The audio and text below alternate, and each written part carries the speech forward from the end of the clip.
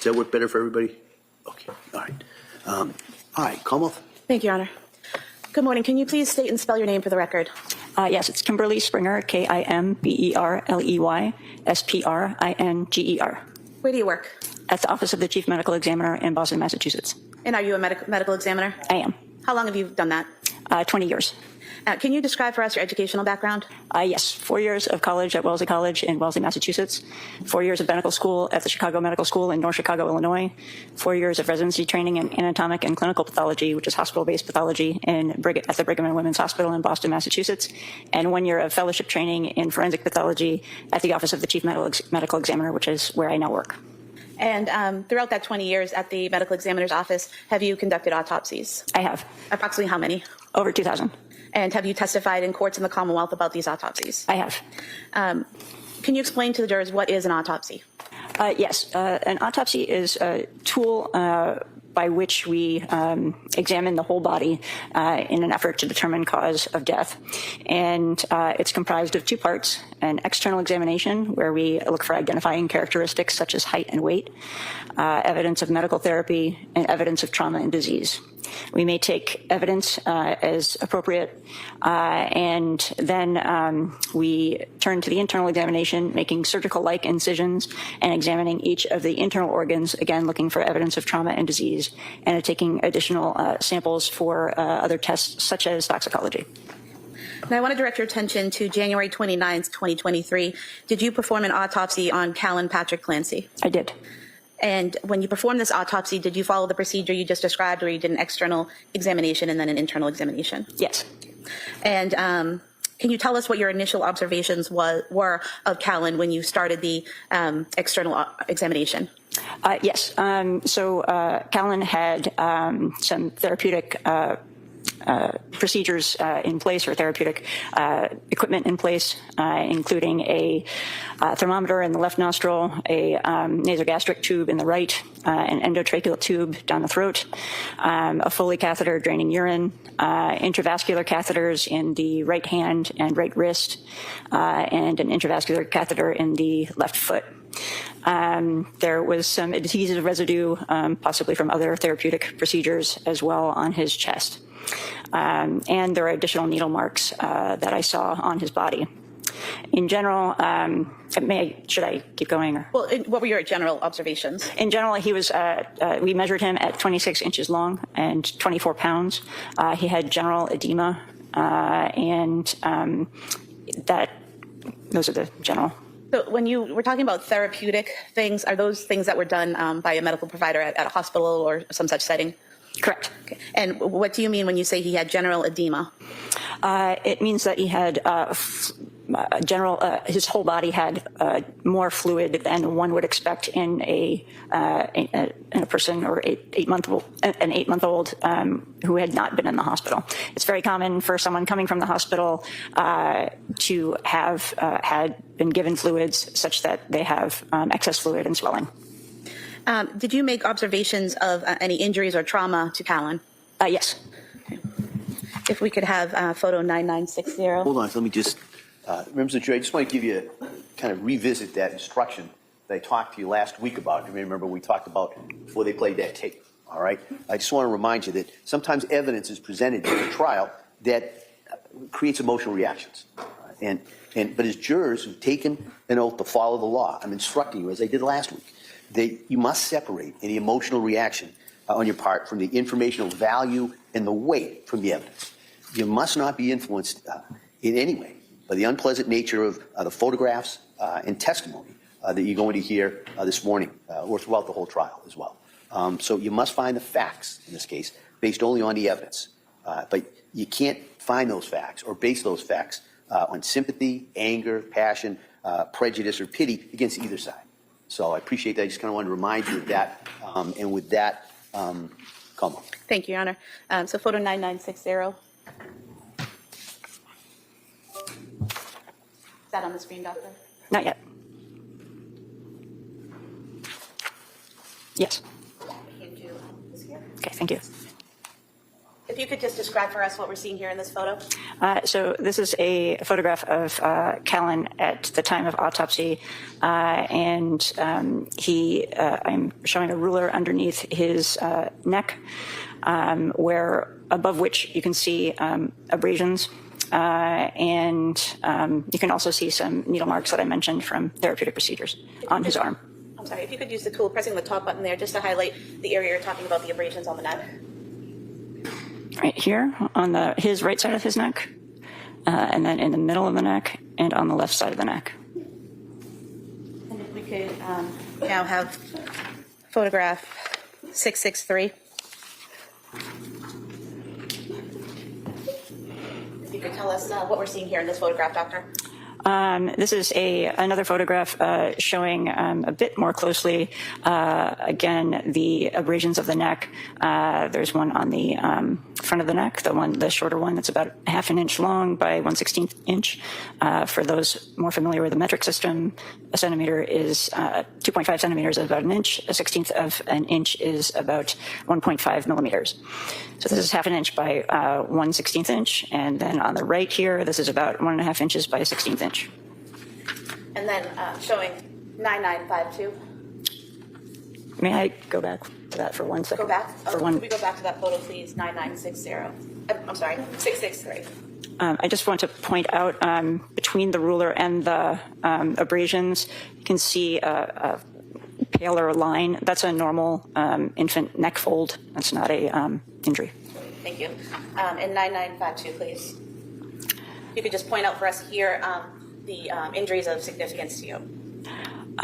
Here, sorry, I think I did that. We could go back to the prior photo, please. I got it. It's the top button. Yeah.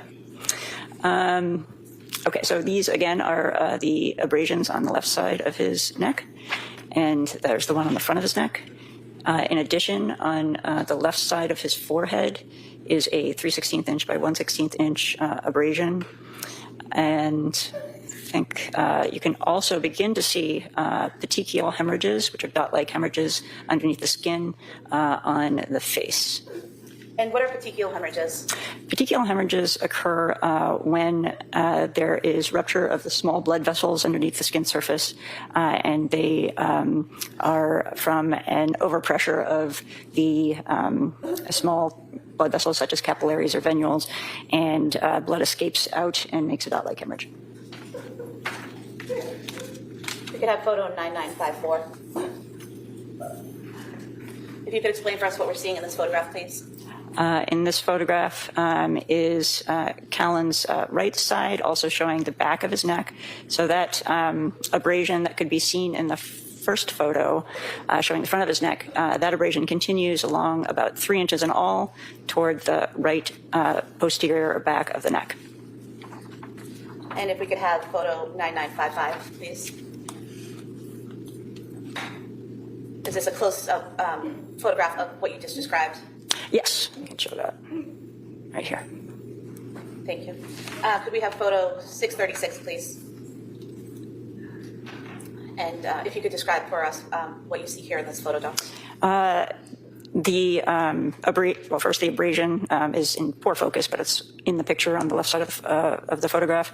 And then the most in the photograph, one can see those petechial hemorrhages better along the cheek, on the eyelid, all of those.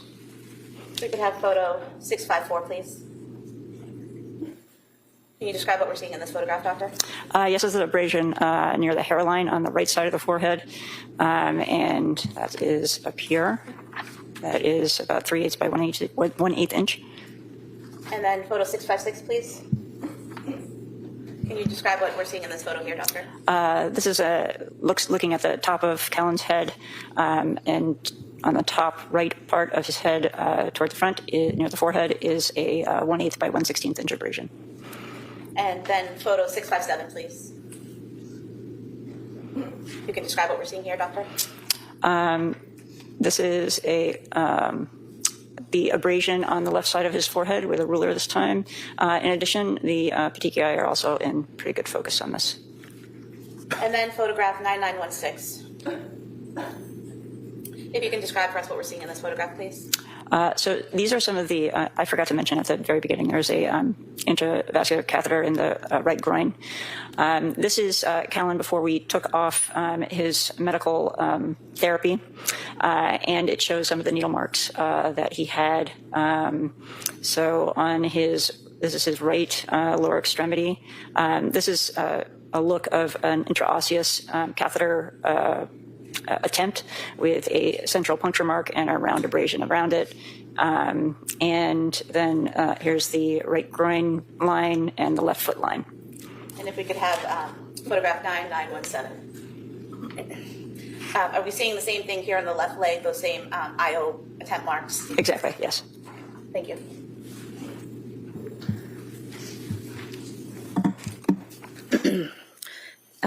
Doctor, are you able to date the wounds to the head, the abrasions and marks on the head? Are you able to say when those got there or how long they'd been there? I can't precisely, but they have signs of healing in the form of scabbing. And would that indicate that they weren't fresh wounds that happened the day you saw him or the day prior? Correct. In terms of the marks around Callan's neck and the petechiae around his eyes and face, did that give you an indication here of the mechanism of death for Callan? Yes. And how so? It is consistent with a ligature strangulation, given that the abrasions are linear around his neck and there are petechial hemorrhages above those lines of abrasion. And how is it that when someone is strangled with a ligature, that causes petechiae in the face and eyes? So what happens is that the blood vessels that supply blood to the neck are compressed. And so there are jugular veins, which are a lower pressure system, and carotid arteries, which are a somewhat higher pressure system. And so as the vessels are compressed, if there is a backup of blood in the head, there can be an increased pressure in those small blood vessels that I mentioned, and they can rupture, causing the petechiae. But basically, is it similar to a balloon filling up, but it's not air, it's blood and pressure in the face? Yes. And so when that pressure gets too great, is it that the capillaries are basically bursting and causing those little red marks? Yes. Most texts say capillaries, some say venules, the small blood vessels. And how is it that this process, the strangulation by ligature, causes death physically? How does it physically happen? So the blockage of blood, either both to and from the head or just from the head, will cause a lack of oxygen to arrive at the brain.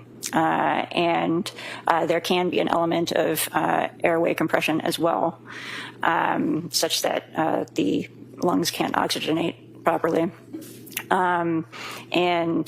So that lack of oxygen is what causes the brain to die and the organs to fail.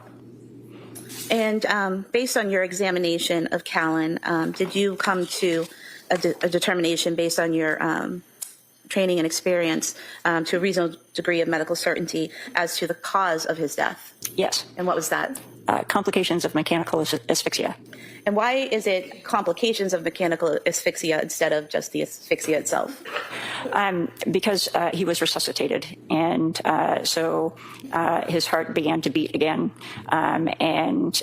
So from the 24th to the 27th, there was a continuation of support of his organs in the hospital.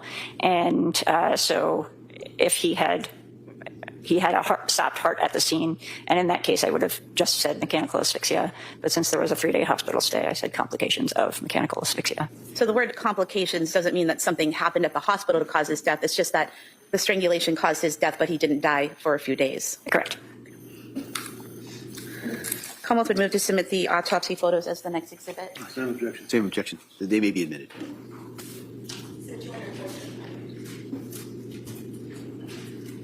Commonwealth would move to submit the death certificate of Callan Clancy as the next exhibit. No objection. That may be admitted. I have nothing further. Counsel? Thank you. All right. Thank you. You may step down, Doctor. Thank you. All right, Counsel, can I see just briefly?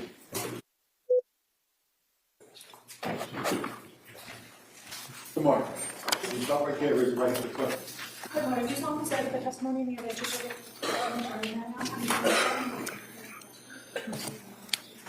Yes. Yes, you may have a seat. Just watch your step, please. Good morning, Doctor. Good morning. True Sprague? Thank you. Good morning. Can you please state and spell your name for the record? Lindsay Rosshirt, LINDSAY ROSSHIRT. And what do you do for a living? I'm a pediatrician. Where do you work? I work at Quincy Pediatrics, Back in 2023, where did you work? South Shore Medical Center. And how long did you work there at that point? In 2023, I think I had been there for about 7 years. And could you just briefly describe for us your educational and training background that enables you to be a pediatrician? Yes, I completed medical school at UConn and then did my pediatrics residency at Mass General.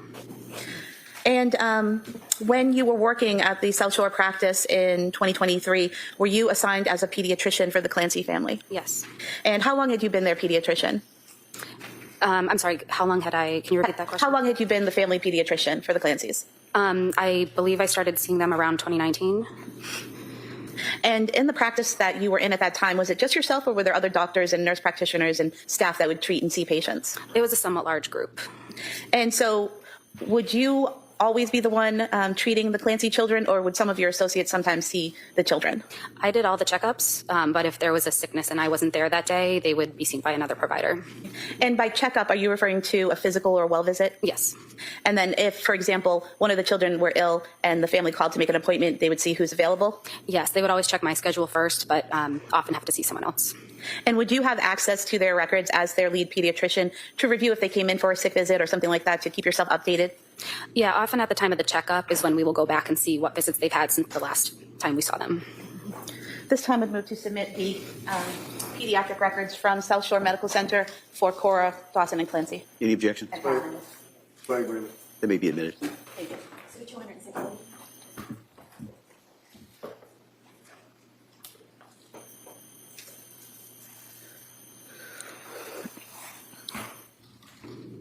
If we could focus for a moment on Callan Clancy.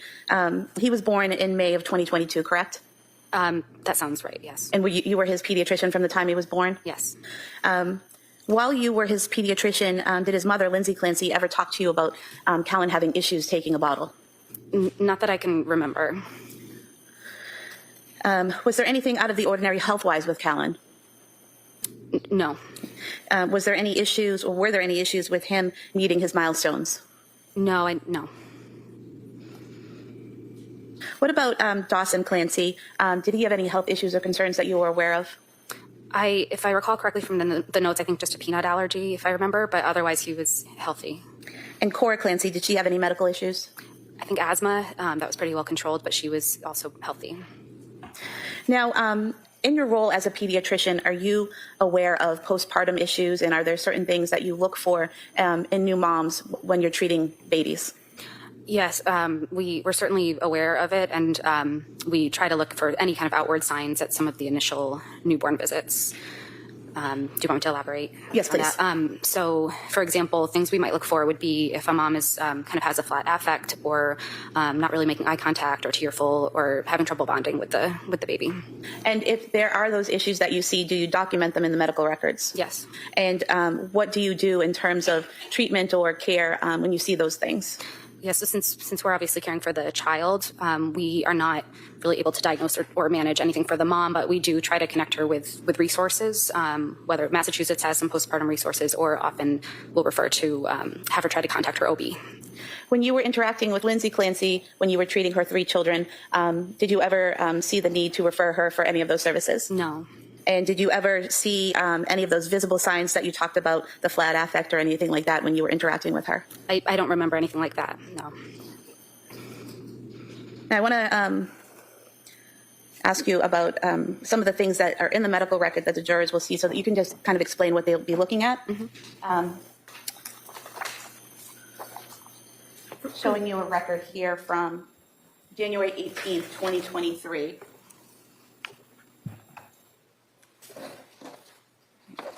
Issues with the brightness, I'll just bring it to you. You just look that over, and is that consistent with the medical records from your practice? Yes.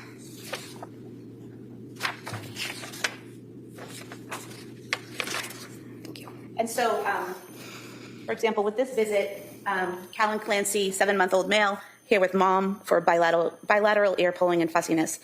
So is that typical in the medical records where you'll document the patient being seen, the age, who they're there with, and what the issue is? Yes. Okay. And how do you get a history? Say when a kid comes in and they're sick, how do you get the history of their symptoms and what's going on with them? So we usually do a brief review in the chart just to know what anything on their so-called problem list meant for medical conditions, and then in the room we ask the parent the story. In pediatrics, usually we have to rely on a guardian, especially when it's like a 7-month-old who can't speak for themselves. So it would be whichever parent or person is there giving you their concerns and the symptoms and communicating with about what's going on. Yes. And if there were any issues with communicating with the parent present, would that be documented in the medical records? Yes.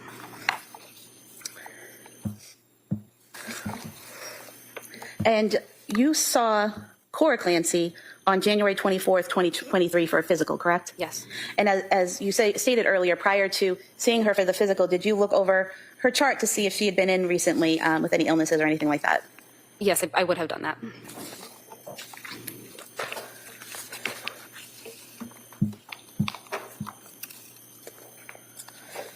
And so would you have seen this note when her mother brought her in on December 27th, 2022, with some vomiting and sore throat?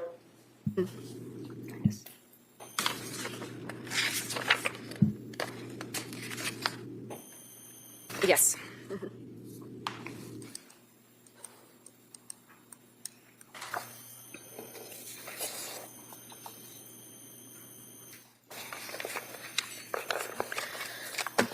And again, if there had been concerns at that appointment, they would have been noted in the record? Yes. And then as the pediatrician, if you'd seen some concerns, would you have addressed them with the parent? Yes. And that didn't happen on January 24th, correct? Correct. And speaking specifically to January 24th, 2023, that was Cora's 5-year physical, is that right? Yes. And sometimes in the record it's called a well visit? Yes. And what were your observations of Cora that day? As far as I can recall, it was a very normal visit. Cora seemed to be behaving normally. I mean, no kid's happy to be there for a checkup, but I didn't notice anything out of the norm. She seemed perfectly well behaved, and mom seemed appropriate as well. Mom seemed appropriate? Yes. Did you notice anything out of the ordinary about Lindsay Clancy's demeanor or behavior or interaction with you? No. Was she able to give you a history of how Cora was doing and what milestones she was meeting? Yes. Was she able to answer your questions? Yes. Did you have any trouble understanding her at any point? No. Did she seem to have any trouble understanding you? No. Did she have, visible tears or a flat affect or anything like that? No. Did you have a discussion with Lindsay Clancy about Cora having some stomach aches? Yes. And what was your evaluation of that and your recommendation? So we talked about the belly pain she was having.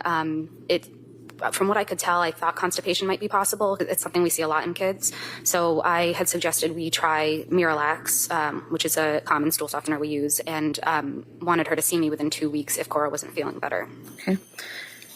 And when you recommended the Miralax, was Lindsay Clancy receptive to that? Yes, I believe so.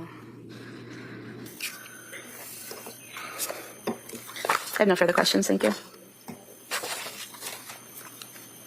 Attorney Reddington. Morning. Good morning. What's the time frame that you dealt with the Clancy children? Because you took care of all 3 of them, right? All 3, Right. yeah. Cora, I believe, was around 9 months old. So I want to say that I saw them from about 2019 until 2013. And when you would see the children, who would bring the children to see you for the checkups? Was it Lindsay, or was it Lindsay and Patrick, or was it? I think that Lindsay and Patrick came together for one of Cora's checkups, but as far as I can remember, every other visit was always Lindsay. And being an experienced pediatrician and being very protective of your patients, little kids, you're always looking to see if there's anything out of the ordinary, bruising, anything indicative of any type of psychiatric problems they may have, stunted growth or anything. Is that correct? Yes. You're always on the lookout for anything else, even if it's not mentioned to you, right? Right. Mm-hmm. Did you ever notice anything like that on the Clancy kids? No. Did they seem healthy? Yes. Did they seem happy? Yes. And in all the times that you would see Lindsay with the kids at your office, did she appear to be a doting or concerned mother for the children? Yes, she did. One of the questions that the DA had asked you is whether or not you're familiar with postpartum depression, postpartum psychosis, things of that nature. Would you agree with me, in your experience, extensive as it is, that a person can be suffering from postpartum depression and/or postpartum psychosis and still talk? I'm not sure I have enough expertise to explain to answer that well. That's fine. That's fine. Thank you. Yeah. Was Lindsay the type of person, to your observation and your treatment of her, that she was kind of like, was she like a complainer? Would she complain to you about the kids being a pain in the neck and that she was aggravated with the children or anything like that? Not that I remember, no. In all of the times that you had seen her, let's focus, say, on the year of 2022 up through 2023, January 24th, when you saw the children, I'm sorry, Cora, I believe it was, last. Counsel had asked you whether or not you made any observations that you would have noted if she appeared to be suffering from any symptomology of postpartum. Do you recall her asking you that? Yes. And in your treatment of the children and in your observations of Lindsay, did you know, or did she indicate to you, or did Patrick indicate to you, or anybody indicate to you, that in October of 2022 she was seeing a psychiatrist? No. Do you know Dr. Tufts? No. Did you know that after seeing Dr. Tufts that she was placed on a selective serotonin reuptake inhibitor, SSRI, Zoloft? No, I didn't know that. And again, you're the pediatrician. It's not your job to pry. I mean, if you see something, you would make note of it and try to help them out. But I mean, if they don't tell you, you don't know, right? Did you know, fair to say that you didn't know that she was then seeing a Dr. Paul, and then Paul left the practice and nurse practitioner Gelada? I didn't know that. Okay. Do you know them? No. The only reason why I ask if you know them is that South Shore Medical Center, is that affiliated with South Shore Hospital? I believe it was already owned by the hospital at that time. Okay. Latasha Dukes, nothing about her? No. Any medications? Did you know about her being on any medications? No, I didn't. She didn't complain to you and say that she had insomnia and that she was unable to sleep or having difficulty like that? Not that I can remember. Did you know that she called the suicide hotline twice towards the end of December? Overruled. I did not know that. Okay. Did you know that she had been to Mass General Hospital and then ultimately on New Year's of 2022 into 2023 self-admitted to McLean Mental Institution? I didn't know that. So when you saw her on January 24th, you did not know that she had been to McLean Hospital and had been on medications or anything, right? That's correct. Because again, she wasn't a complainer. Correct. She was a hell of a mother, wasn't she? I always thought she was a good mom. Thank you. Redirect? No, Your Honor. All right. Thank you, Doctor. Thank you.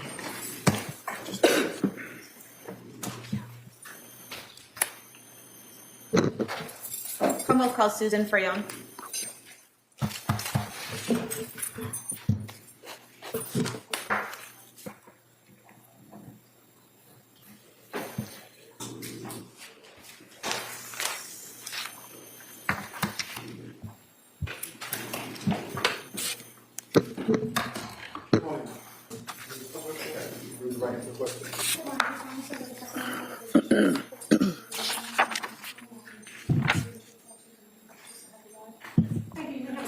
Watch yourself, please.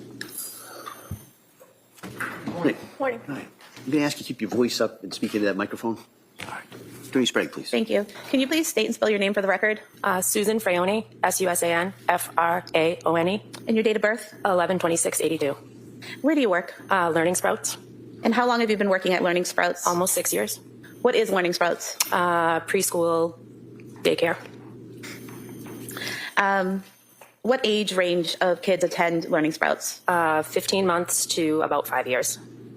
And what age range do you teach? The about 3-year-olds to 4-year-olds. And back in January of 2023, what age range were you focused on The teaching? 3-year-old, 4-year-olds. Was Dawson Clancy in your classroom? Yes. When did he start in your classroom? September of 22. And did you know Cora Clancy as well? Yes. How did you know Cora?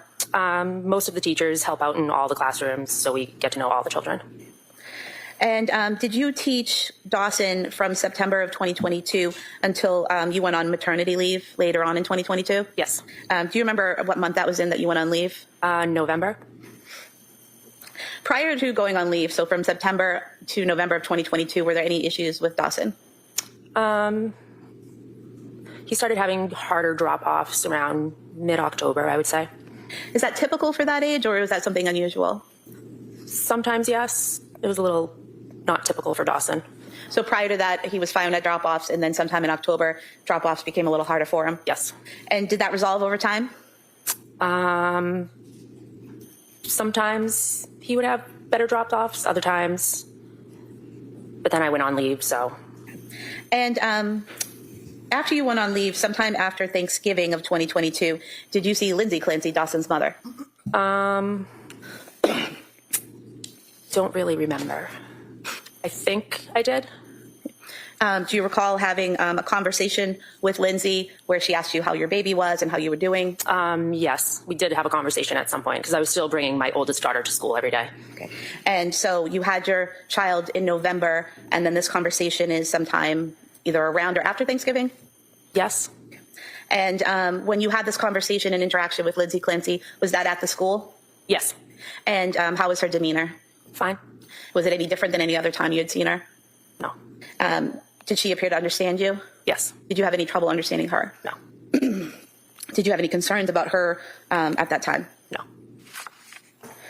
Was that the last time you saw her? Yes. And you're a mandated reporter, correct? Yes. So if you had seen anything about Dawson's behavior or about the parents' behavior at any point that caused you concern, you would have had to report that, correct? Yes. And at no time did you make any reports about the family or the children or the parents? No. When you had that conversation with Lindsay Clancy sometime in November of 2022, did she ever say anything about insomnia or not feeling well or being depressed or anything like that? No. Thank you. Cross? Morning. So how long did you, in your capacity as a teacher at Learning Sprouts, know the Clancys? I started at Learning Sprouts in November of 2020, and Cora was in preschool at the time. Okay. So you obviously saw the kids on a fairly regular basis? Yes. And forgive me, what is a drop-off? What does that mean? I'm sorry. When the parents drop the children off at school. Okay. And when district attorney asks you were they difficult drop-offs, what does that mean? Sometimes when parents drop the children off, they'll be a little clingy or they cry. Excuse me. Okay. Or they cry. And that would be the child would cry, maybe the Yes. parent either. I don't know, but Sometimes. So did they have difficult drop-offs on occasion? I guess the Dawson Yes. would cry. Yes. How would Lindsay react? Was she okay? Did she seem concerned as a parent? I wasn't seeing as much of Lindsay. I was seeing more of Patrick. Okay, and Dawson appeared to be healthy and happy and engaged. Yes. As well as Cora. Yes. Thank you. Nothing further. All right, thank you, ma'am. Please sit down. Thank you. Watch your step, please.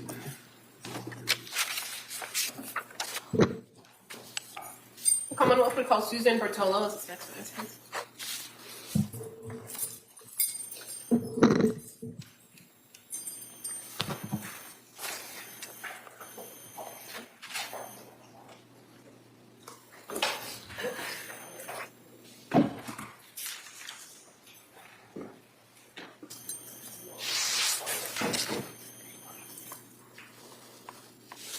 Come on, now. Stop right there. Raise your right hand to the clerk, please.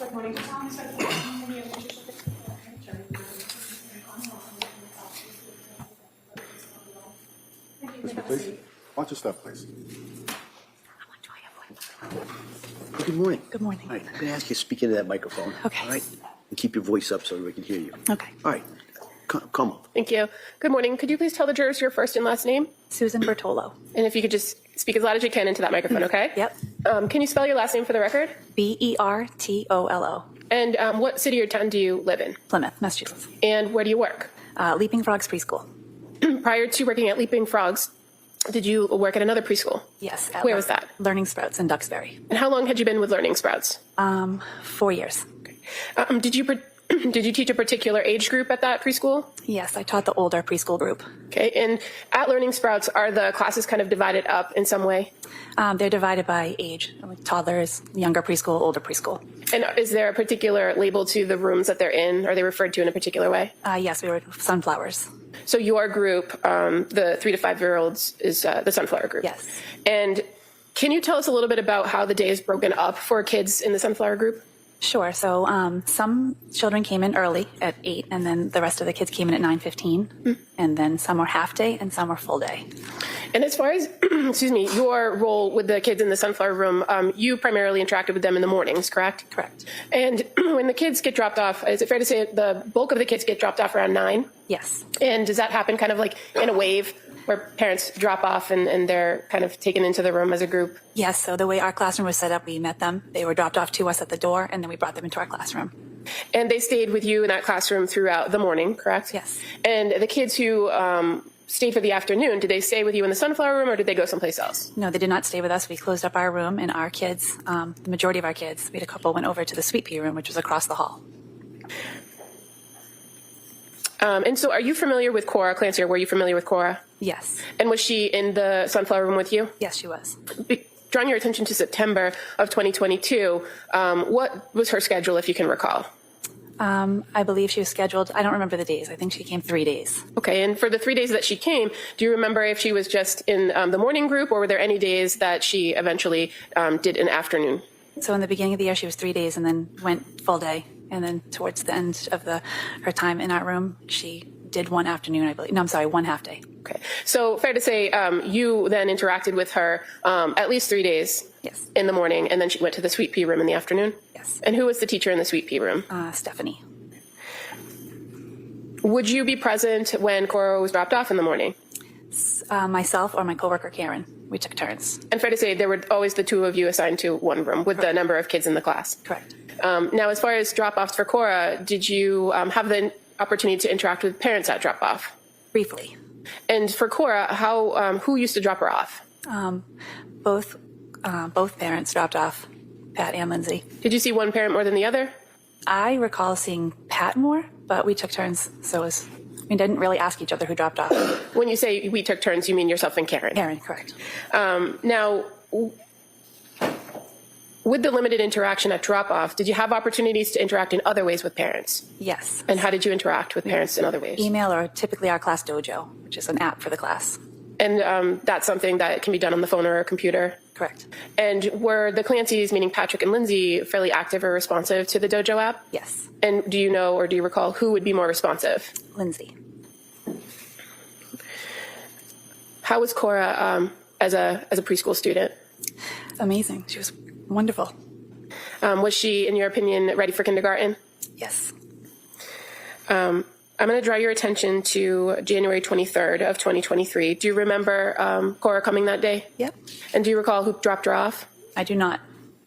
Did you notice anything different about Cora that day? Yes. And what was different? She needed to use the bathroom several times, more than she normally would. And is there a reason why that kind of stood out to you, that she used the bathroom more than often? Yes, because our classroom did not have a bathroom in it, so we would go down at scheduled times before snack or lunch, and if a child needed to go, one of us would take that child, and that particular day, she went several times extra. And so between you and Karen, you were kind of taking her more often to the bathroom. Was she complaining of any belly pain or any other issues? She didn't complain. But the fact that she asked to use the bathroom was of note to you? Yes. And when Cora transitioned that afternoon to go to the Sweet Pea Room with Stephanie, did you pass along those observations to the afternoon teacher? Yes, I did, because that was something that you would want a parent to know. It was unusual. And during that morning group, you didn't feel it was necessary to reach out to either Patrick or Lindsay to report that, did you? No. But you reported it to Stephanie to pass along for the afternoon? Correct. And on that particular afternoon, were you at Learning Sprouts during pickup time? Yes, I was. And that wasn't always the case, was it? Not every day, but I often would help out in the toddler room if they needed me to stay, and that is what I had done that afternoon. So on that particular afternoon at pickup time, did you have the occasion to see Lindsay Clancy? Yes, I did. And did you have an opportunity to speak with her? Yeah, we spoke quickly, and I just was letting her know, and she did already know, but we just spoke quickly that she had gone a few times. So you were letting her know about Cora going to the bathroom? Correct. And how did she respond when you told her that? She said, I don't remember exactly the words, but basically that she wasn't glad that she wasn't feeling well, but she already had a doctor's appointment the next day so that she would let them know. And that interaction was fairly brief, correct? Correct. But appropriate? Yep. And they left that day? Yep. Did you notice anything different about Lindsay Clancy after you told her that, or in that brief interaction, than any of your other interactions with her? No. And you are a mandated reporter at the preschool? Correct. So if a child were to come in with any concerning marks or bruises, or was saying something about things that were happening in the household, you would be required to report those to the Department of Children and Families? Yes. Any concerns or reports regarding the Clancy family at all during the time that you were Cora's teacher? Never. And do you recall if Cora ever mentioned to you during class, during the time that you were teaching in the morning classes, a time when her mom was in the hospital? Yes. And what do you recall about that? Just that she missed her mom, and she was vocal about that. Do you remember about when that was, that she said something about her mom being in the hospital? It was I can't remember if it was in December or January. I just remember it was said. But fair to say it was closer in time to the last time you saw her as opposed to the beginning of the school year? Yes.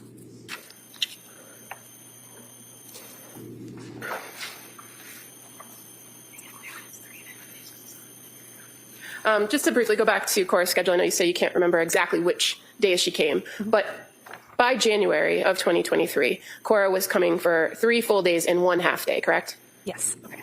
Thank you. Mr. Reddington. No questions. Thank you. All right. Thank you, Ms. you. Thank you.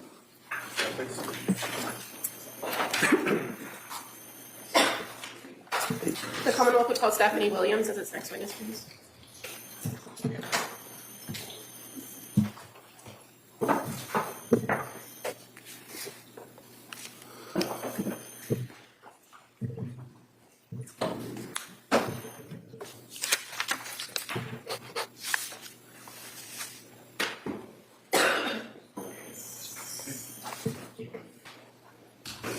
Good morning. I'd like you to raise your right hand for the record, please.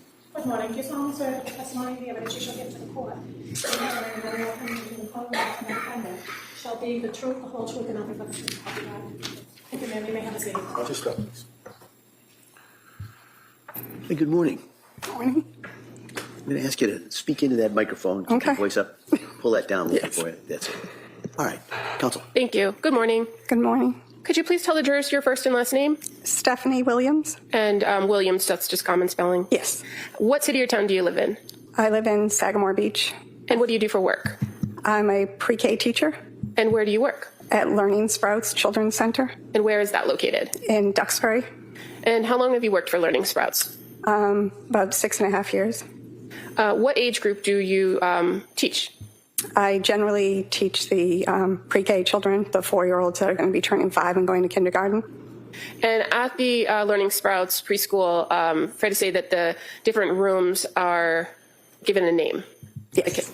And what room did you work in, or do you work in? Currently, right now, I work in the Sweet Pea classroom. When I first started there, I worked in the Orange classroom. And I'm going to draw your attention to the fall of 2022, September, into January of 2023. Were you in the Sweet Pea room then? Yes. And how many people teachers would be in the Sweet Pea room with you? I was the only teacher in that room. Was it a full day program for you in the Sweet Pea room? Yes. And were there some kids of that age group, the 4 and 5 year olds, that would only be there in your Sweet Pea room in the afternoon? Yes. Those kids, where would they usually be in the morning? In the sunflower class. And fair to say, the Sunflower class was more academic curriculum based, and the Sweet Pea room was not in the afternoon. No. Oh, in the afternoon, yes. So tell us a little bit about what afternoons would be like. Basically, they would go outside to play. They would be playing in the room. They would take rest time, and then they would get up, have an afternoon snack. And then if there was time permitting, they would be able to play in the classroom or color or do artwork.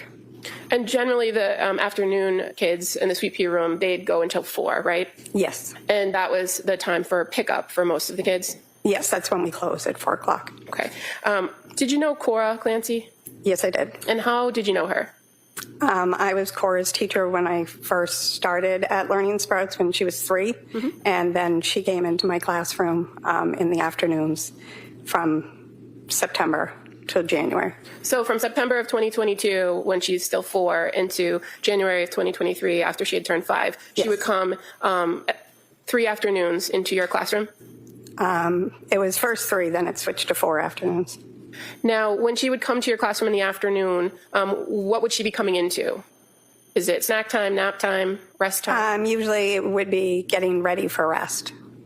And would she be brought to your classroom by one of the teachers downstairs? or at the Sunflower Room? Yes. And you're familiar with Susan and Karen as the teachers in the Sunflower Yes. Room? Now, how would you describe Cora? She was a sweet little girl who loved her little brother. She loved to draw, play with babies, play princess. She liked Princess Sophia. How did you know she liked Princess Sophia? Because she would pretend to be Princess Sophia, and she always talked about it. And I had actually bought a Princess Sophia puzzle for her.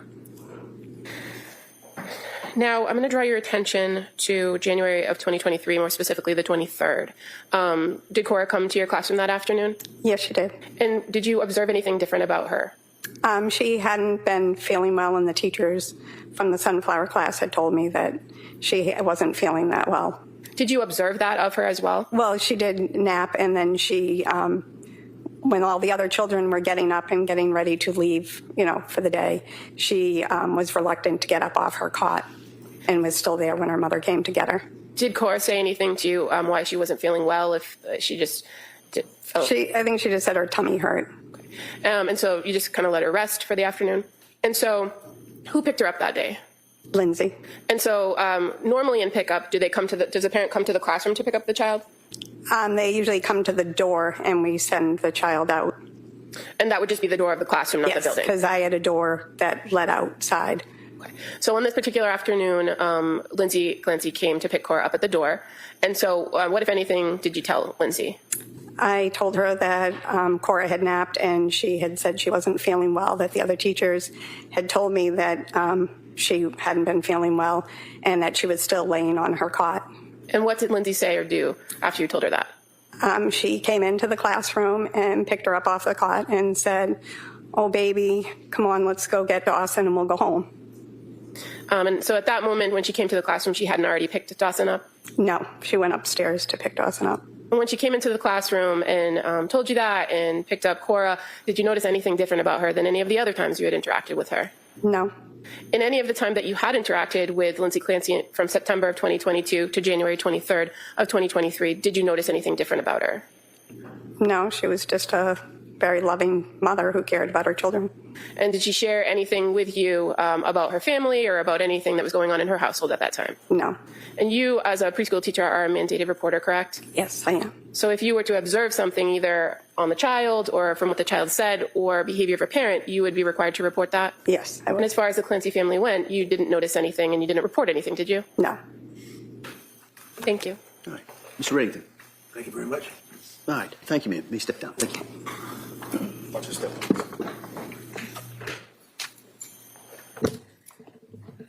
Commonwealth calls Andrea Hennigan.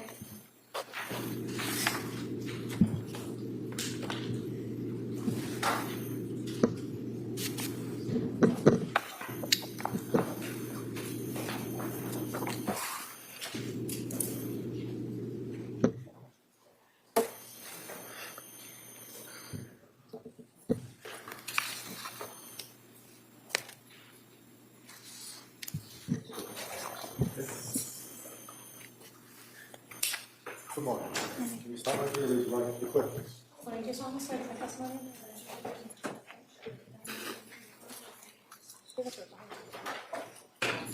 Okay, you may have a This seat. way, please. Watch your step, please. You are. Good morning. Good morning. All right. I'm going to ask you to speak into that microphone. Keep your voice up so all the jurors can hear you, okay? Yes. All right. Perfect. Ms. Sprague. Thank you. Good morning. Can you please state and spell your name for the record? Andrea Hennigan, AndreaHennigan. And your date of birth? March 11th, 1976. What do you do for a living? I'm a registered nurse, And where do you work? Massachusetts General Hospital, And do you work at any specific department there? labor and delivery, How long have you been a labor and delivery nurse at Mass General? 25 years. And as part of your training and work in labor and delivery, are you trained in recognizing or helping new mothers who seem to be having issues with postpartum? Do you mean postpartum depression? Yes. I don't have formal training in that area, and I mostly see women before they give birth and immediately afterwards in the first 2 hours after they give birth. If they come back to the hospital during the postpartum period for a concern, we do screen patients for postpartum depression. And is that all the nurses that work for the Mass General Hospital labor and delivery unit are able to do those screenings for postpartum depression? Yes, we ask patients questions about if they're suffering from depression or anxiety, and if they have any feelings of wanting to harm themselves or anyone else. That's a standard admission question. And if these patients respond that, yes, they are having issues with depression, anxiety, or wanting to harm themselves or others, what do you do with those patients? Do you refer them somewhere, or do you give them materials? What do you do? Well, we would talk more about their symptoms with them, and then the first step would probably to be alert the provider who's caring for them, either the doctor or the nurse midwife in our setting, and get social work involved. Now, while you were working at Mass General Hospital, did you work with Lindsay Clancy? Yes, I did. How long did you work with her? The whole time she worked on our unit, which I believe was 7 years. And so when you say our unit, she also worked in labor and delivery with you, is that correct? Yes. And in addition to seeing her at work, would you also socialize with her occasionally outside of work? Occasionally, yes. Directing your attention to after Ms. Clancy gave birth to Callan, which May of 2022, so after May of 2022, did you reach out to her or talk to her in any way? Yes, I saw Lindsay twice from when Callan was born until January. I saw her in June and in November, and we would send each other text messages. When you saw her in June, where was that? That was at her home. I brought some lunch for her and visited with her and the baby, and Patrick and Dawson were home. And how was Lindsay's demeanor during that visit? Very good. Was she her typical self? Yes. And how long was that visit for, approximately? Maybe 2 hours or something like that. And you said the next time you saw her was in November of 2022, is that correct? Correct. And where was that? It was a restaurant in Hingham. We met for lunch. And when you met with her for lunch in November of 2022, did Ms. Clancy talk to you about some issues she was having with sleep and anxiety? Yes, she did. What did she tell you about that? During the lunch specifically, I don't remember her exact symptoms. Our conversation surrounded her upcoming return to work, and Lindsay was feeling that she wasn't in a mental state ready to go and take care of patients. She talked about insomnia and some not feeling herself. I believe she might have used the words like brain fog or something like that. And while you were having lunch with her and having this discussion, did you ever have any trouble understanding what she was saying? No. Did she ever appear to have difficulty understanding what you were saying in response? No. Was there anything different about her speech pattern? Not that I recall. When you were discussing these issues with Lindsay about having some insomnia and being concerned about going back to work, did you give her any advice or do anything to help? Yes, it was myself and 2 other nurses that we work with who Lindsay was friends with outside of work, and we were all encouraging her to get the help and support that she needed with medication if needed, and therapists, and giving her any ideas we could think of in our personal and professional lives that may help her. And did Lindsay tell you that she was looking to find some type of medication that would help her sleep and help her with her anxiety? Yes, I believe we talked about medication, and she was going to be meeting with a new therapist shortly. And during this conversation or after it happened, did you ever have any concerns about her harming herself? No. Did you ever have any concerns about her harming the children? No. Did you give her some names of obstetrics or social workers? I did. After our lunch, I recall that I reached out to another friend of mine who had a pregnancy loss that was challenging for her and had met with obstetrical specific social workers and support groups. And I asked that woman, could you share those names? And I sent them to Lindsay. Okay. Did you have some text messages between yourself and Lindsay around Thanksgiving of 2022 in which she told you about a program she was going to try? We did have text messages around Thanksgiving. I believe the program you're referring to was something that her mother-in-law had told her about at South Shore Hospital that was more specific to perinatal issues rather than a general social worker, someone who specialized in this area. What does perinatal mean? during pregnancy, birth, and after birth. So this was a program more focused on women either during their pregnancy, while birth, during birth, or right after birth, as far as you know? I mean, as far as I understood it, I just understood it to mean someone who was familiar more with postpartum depression or anxiety, was my understanding. Okay. And did you also receive some text messages from Lindsay Clancy right after New Year's on January 2nd, 2023? Yes, I did. And can you tell us what that exchange was? Again, that was with myself and Lindsay and the two other nurses who she had confided in, and we asked her how her holidays were and could we get together again in the new year. And she said, I can't get together right now because I'm involved in an intensive program, but hopefully soon. Okay. And did she wish you a Happy New Year? She may have, I do not recall.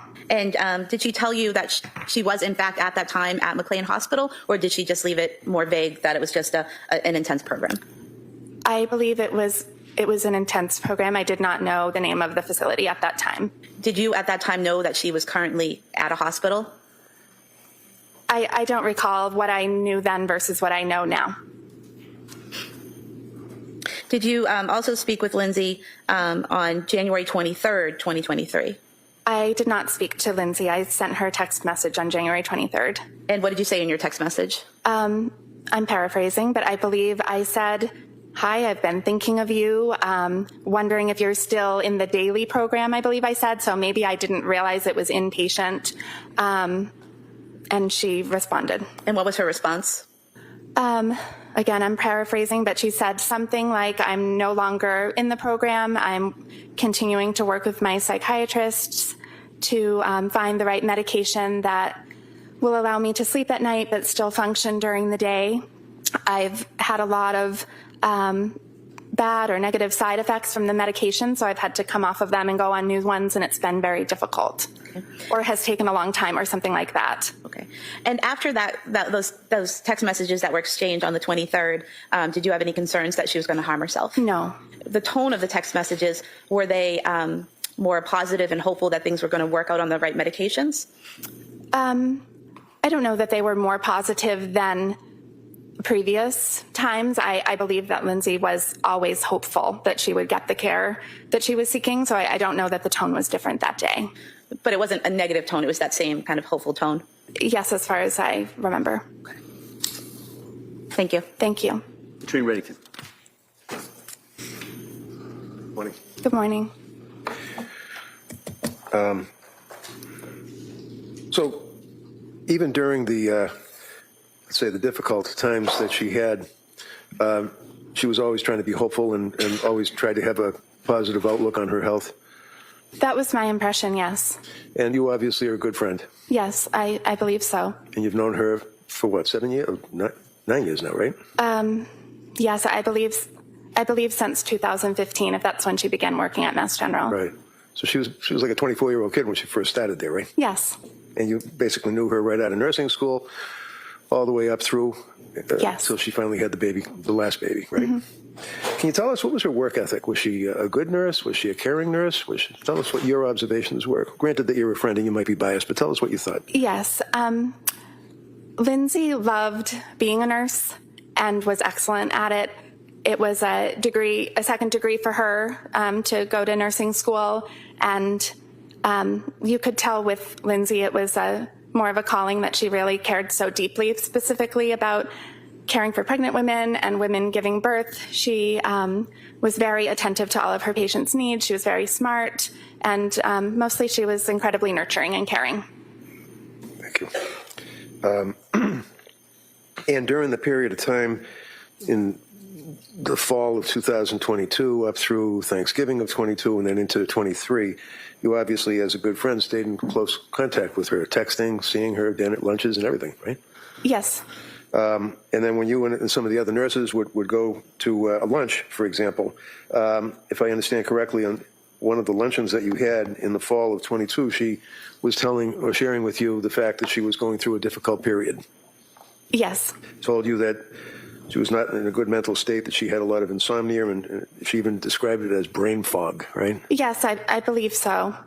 She definitely used those words in our text messages.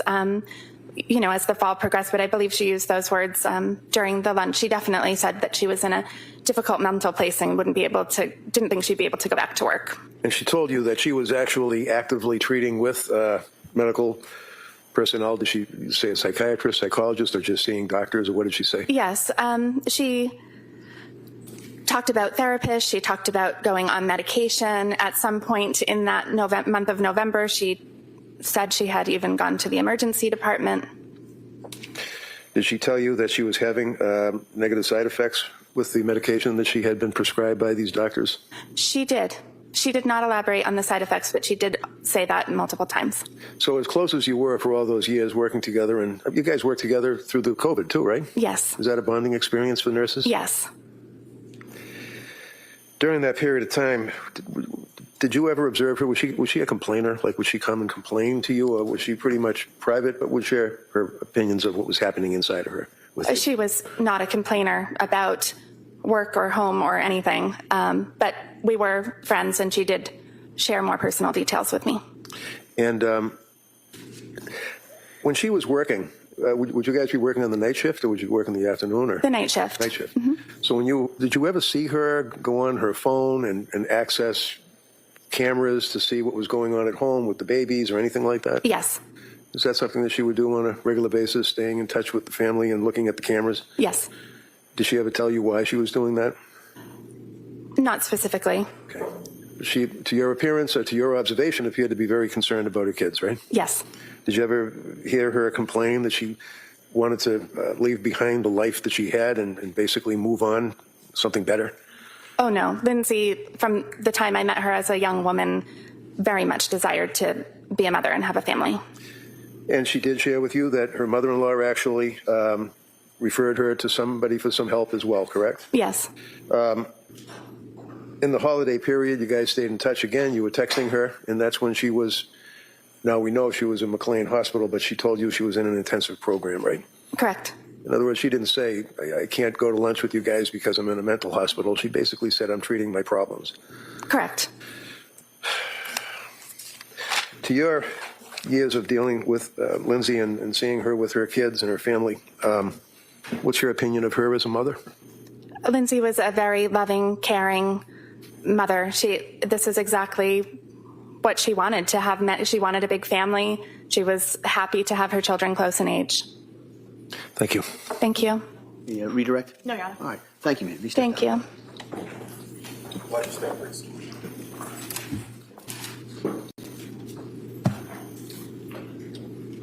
Almost calls Bethany DeCalvis.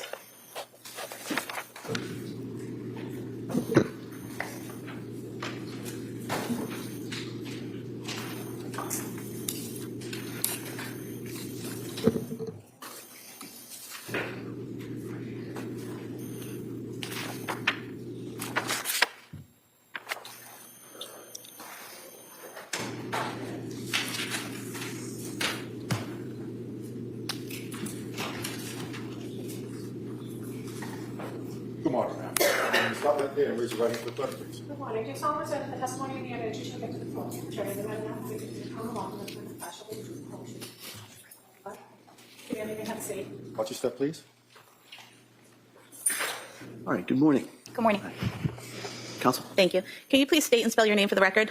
Bethany DeColibus, BETHANY DECOLLIBUS. And your date of birth? 6/29/89.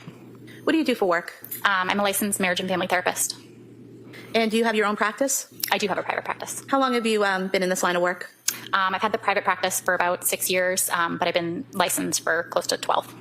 And in your practice, do you do in-person therapy or telehealth therapy? I do telehealth therapy right now. Do you know Lindsay Clancy? I do. How do you know her? We were friends, met as new moms in the same town. Would that be Duxbury? Yes. And how often would you see her? I'd say probably weekly. And where would that occur? Our kids were involved in similar activities, music classes, gymnastics classes. We'd schedule play dates. What was her typical demeanor? She was active, engaged, friendly.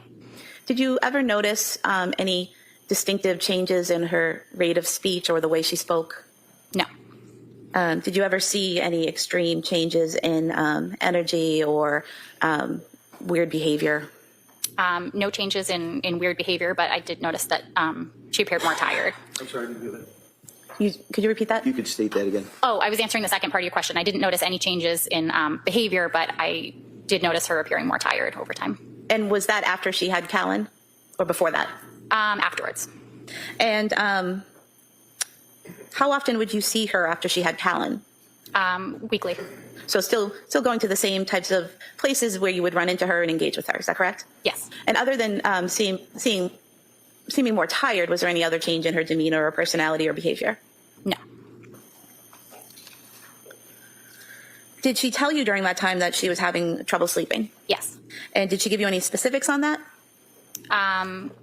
Just that it was very difficult to get sleep, difficult to fall asleep even when kids were asleep, and that it was an ongoing struggle. Did that cause concern for you at that point? I think for a period of time, it felt normal, but after it seemed to continue and not let up for her, I definitely worried about her and was concerned. When you say it seemed normal, what do you mean by that at first? I would say for a period of time seemed reminiscent of, sleep troubles that, I remember having and that, remember friends talking about. But I think over time, I started to worry more and realized that it wasn't improving for her.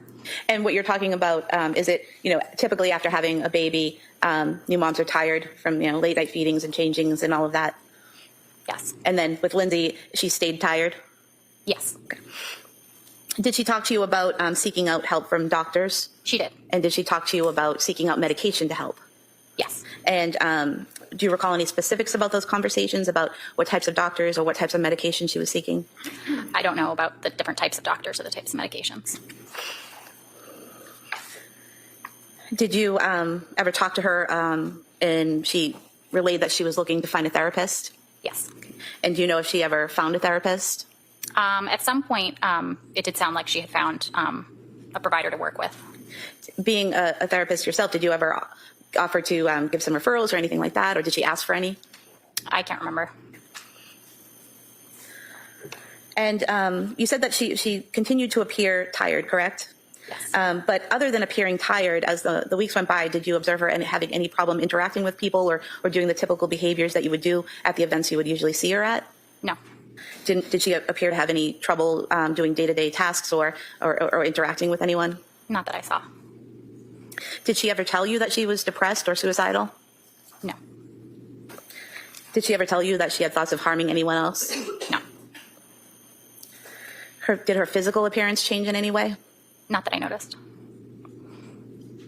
When you would engage with her, have conversations with her, were they usually in person or text or both? It was a mix of both. And did you ever have trouble understanding her, either in person or in a text? No. Did she ever appear to have trouble understanding you? No.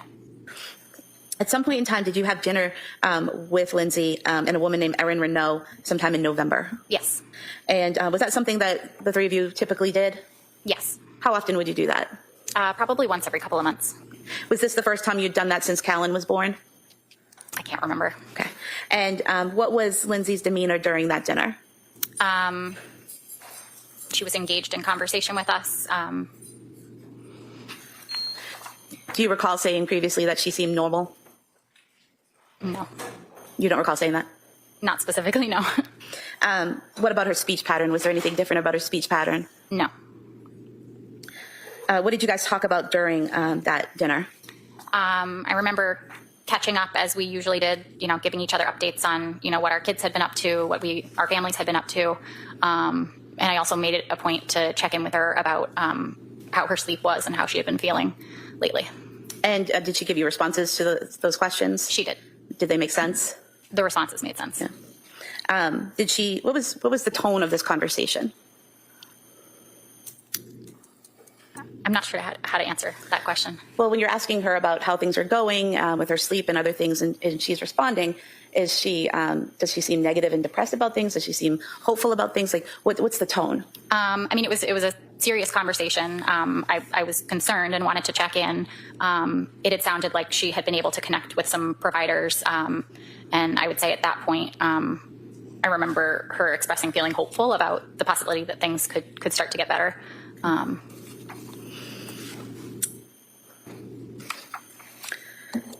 And during this conversation at dinner, did she ever mention that she had suicidal thoughts?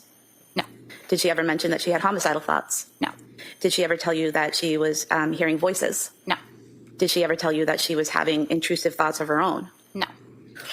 At any point in time while you're engaging with her, did it look like she was responding to something internally, like a voice, or seeing something that wasn't there? No.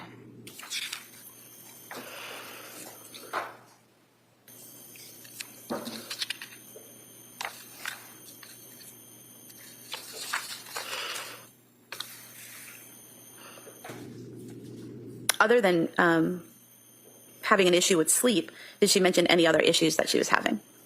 She mentioned feeling anxious. And after this dinner, did you next see her at Cora's birthday party in January? Yes. And at that birthday party, did you see her interacting with other people and parents and children, as a mom would usually do at a birthday party? Yes. Did you interact with her yourself? I did. Did you notice anything different about her demeanor or her behavior at that party? No. Did you have a conversation with her briefly about sleep? I did. And was it you basically asking how the sleep issue was going? Yes. And what was her response? She responded that things haven't gotten any better and that she feels like a zombie. Was there anything about her appearance or the way she was interacting or behaving that when you saw her, you thought she looked like a zombie? She seemed tired. But there's a difference between being tired and looking like a zombie, right? She didn't look like a zombie, no. And she was able to engage with you and the other parents there, engage with her children and the other children, correct? She was. And do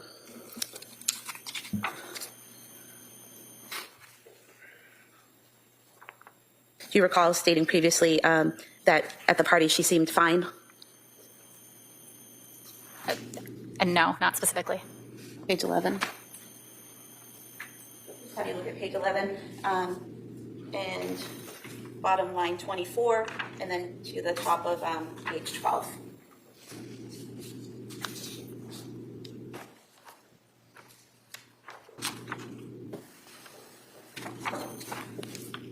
Does that refresh your memory as to a conversation you had with the police back in 2023 where you said that she seemed fine at the party? Sure, yeah. I have no other questions. Thank you. Mr. Bennington. So, morning. Morning. Fair to say that you were obviously pretty good friends with Lindsay? Yes. And fair to say that in that regard, you had occasion to observe objectively things like she looked tired, she was complaining that she was tired. Yes. Said that she was anxious. Yes. Told you that at one point towards the end of time frame into January that she felt like a zombie. Correct? Yes.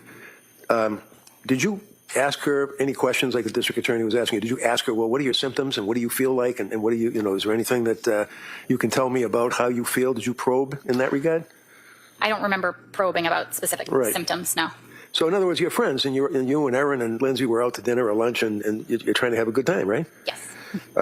How was she as a mother to your observations? Did she, as far as taking care of her kids, being happy with the kids? Did she not like her kids? What were your observations? She loved her kids. She was warm, kind, consistent, loving. And you actually were summoned to be here today by the district attorney's office, correct? I was. And you actually were interviewed by the state police. That's what she was questioning you about, page 11 and page 12. It was a recorded interview and things of that nature, right? Yes. Would you agree with me that although she may not have been telling you that she was seeing something that wasn't there, or hearing voices or drooling or acting in some unusual fashion while you guys were out having lunch, she did express to you that she was having some difficulties, correct? She expressed that she was having difficulty, yes. And would you say, knowing Lindsay as you did, that she was the type that was not really a complainer? She would not try to be a downer when you're out to lunch and having a good time with your friends and complain about her symptoms? No. But she did tell you that she was somewhat hopeful because she was seeing healthcare providers? Yes. And one of the things that they had asked you about, fair to say that when you talked to the police, you told them that you had spent a lot of time chatting about over this period of time that she had been having a lot of trouble sleeping, and that she referenced the postpartum period, right? Yes. And when you were talking to the police, the troopers, did they try to divert you? Did you feel that they were trying to get what your observations were, or did they want you to focus on their questions when they were questioning you? Could you repeat No, it's that a bad question. Never mind. Sorry. It's a bad question. I'm sorry. But nevertheless, you actually told them that you had been in touch with her. You'd been to the house, right? I had been in touch with her, yes. Yeah, and you knew Patrick. Yes. Other than socializing with your friends and with Erin and going out to lunches, you guys would also text, correct? Yes. I mean, that's a way of keeping in touch with each other. Yes. And she would respond to your inquiries about fun things and about kids, right? Yes. But also, on occasion, you were concerned about her and you'd ask her how she's doing, right? Yes. And when you would ask her those things, she would tell you, for example, that she didn't know what medications were doing to her, but she in fact mentioned to you that the medications did not appear as though they were helping, and she still wasn't able to get any sleep. Correct. And further, in the statements that you gave to the police when they were asking you questions about your observations, she did indicate on a couple of occasions that she had obtained a therapist and a prescriber, and she would reference her relationship with Pat and tell you that Pat's great, things like that, right? Yes. You said yes. I'm sorry, the door Yes. closed. So in those occasions, did she ever complain about Pat, or would they seem to be getting along pretty good?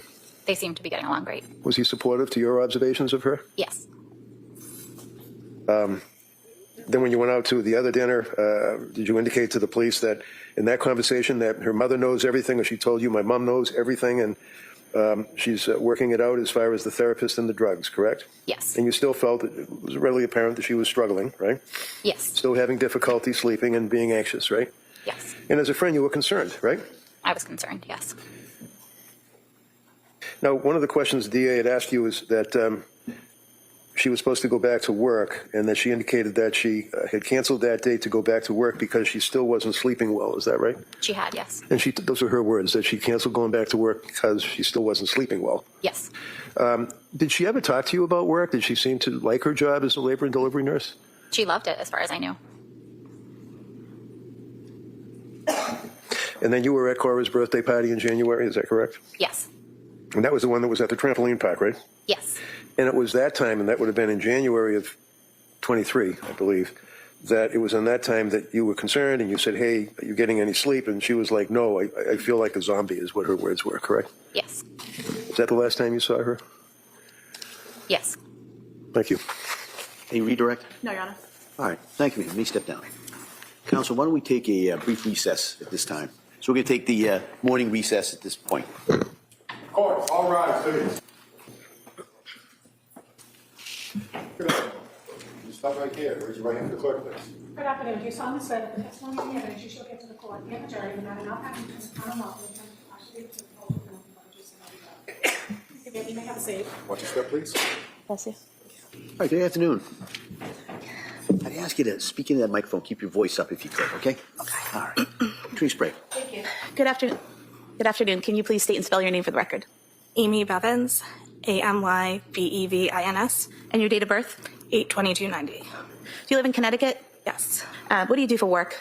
I'm a licensed behavior analyst, but I specialize primarily in early intervention for young children with autism. You could just keep your voice up a little bit, maybe come a little forward to the mic. How long have you been doing that? 6 years. I was a special education teacher before that for a long time as well. Do you know Lindsay Clancy? Yes. How do you know her? We have been friends for almost 29 years. So you met her when you were children? Yes. Did you go to school together? Up elementary school. And after that?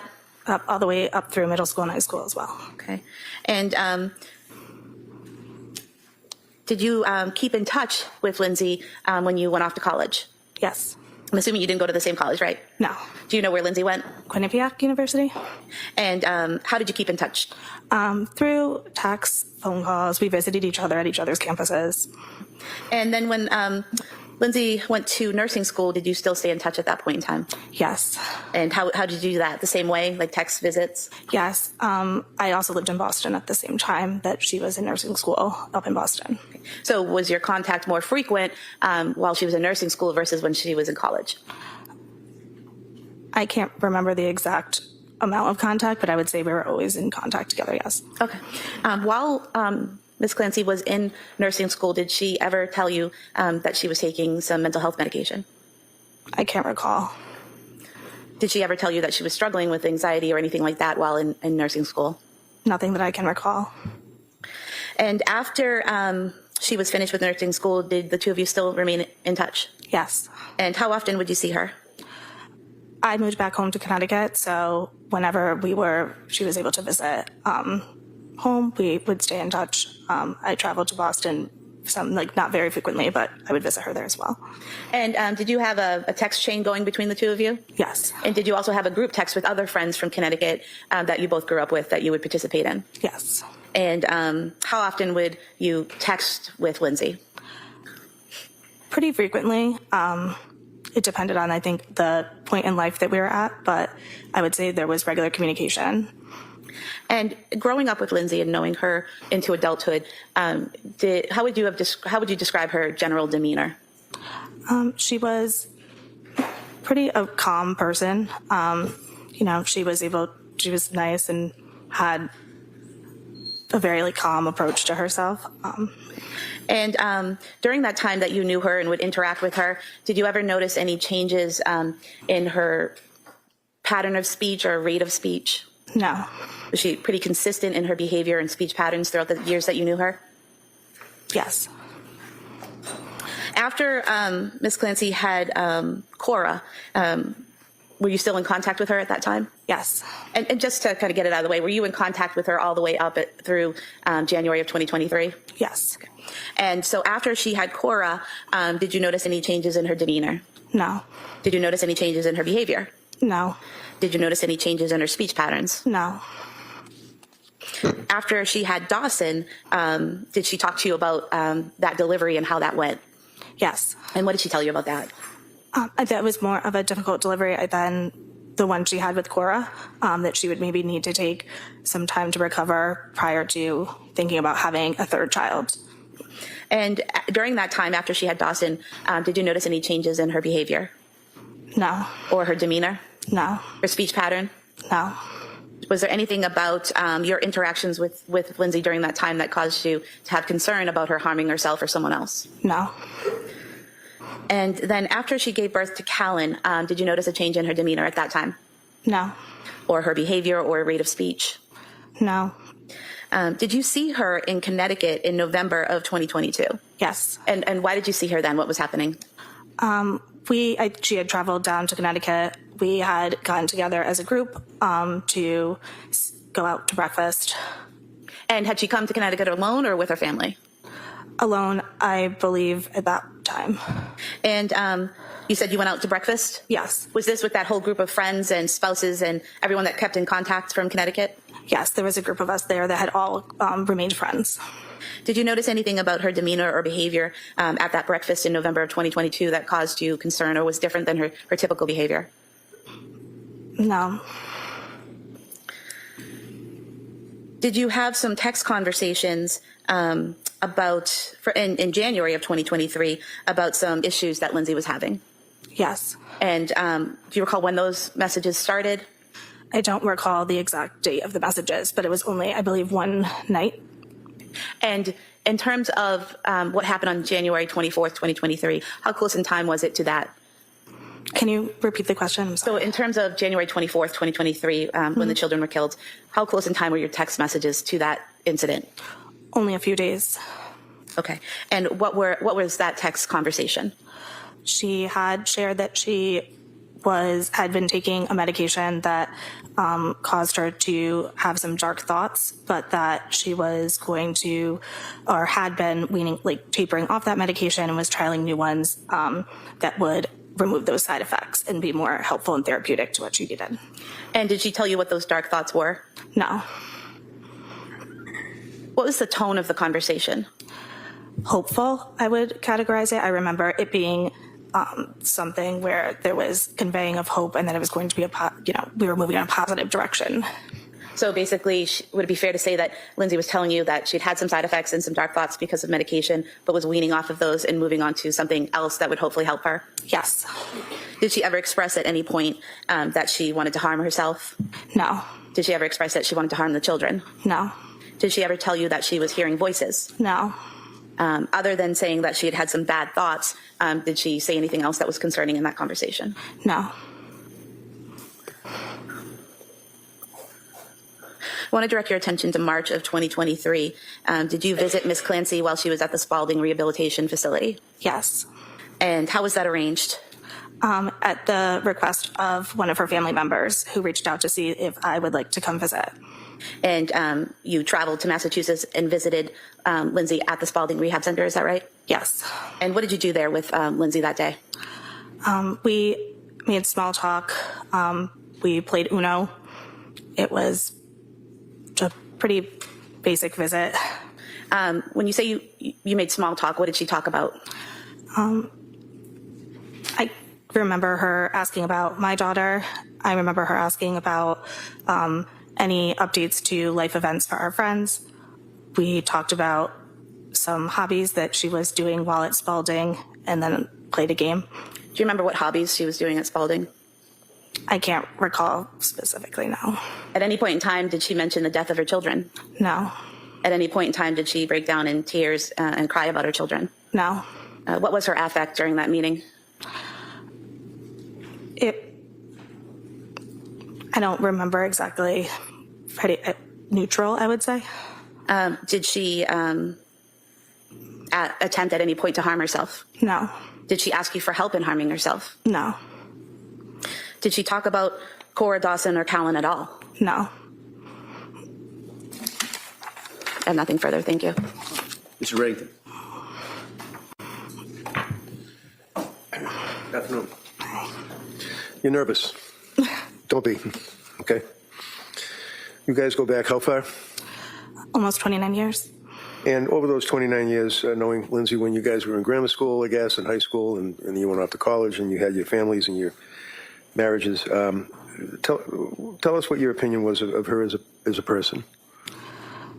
I knew her as a good person, a good friend, a good mom. And you had occasion to see her with her kids and how she acted with her kids, Cora, up till Callan? Yes. And did you ever observe anything out of the ordinary, or did she appear to be a loving person and taking care of her kids? I never saw anything out of the ordinary. District Attorney asked you about the visit that you had when you were good enough to visit with her at Spalding Rehab. And this was when, in March of 23? Yes. And arrangements had to be made for you to visit with her. You had to get approval, and whether you know or not, I mean, I had to kind of help you out a little bit trying to get through the red tape to get in there to see her, along with her family approval and that type of thing, right? I don't recall any of that. But you were able to get in? Yes. To visit with her. And this would have been in the beginning of March, if you know, the middle of March, the end? I don't recall the exact time. Was she able to walk around and ambulate, or was she in a wheelchair, or what was her condition? Was she in bed? She was in a wheelchair. She was sitting up the entire visit. Did you ask her about why she was in the wheelchair and anything like that? No. You knew that she had been in the hospital from January 24th, right? Yes. And you knew that your friend had been charged by the police and had killed her 3 beautiful children, right? Yes. That was a bit of an awkward, uncomfortable topic, wasn't it? I think it would be for anybody, yes. Absolutely. And the district attorney asked you whether or not she cried and whether or not she told you about her children and anything to do with her children or that incident. You both basically stayed away from that entire subject, right? I remember also being told not to bring that up specifically, which at the time I figured that could be due to the recommendation of mental health providers, et cetera, who were treating her. Right. And who told you that? Her sister. Now, how long did you visit with her? It was brief, maybe 30 to 45 minutes.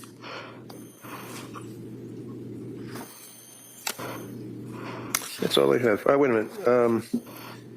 Did you guys have a group get together in December of 2022, if you recall? I don't recall. Do you recall seeing her after Thanksgiving around that time frame in December of 22? I don't recall no.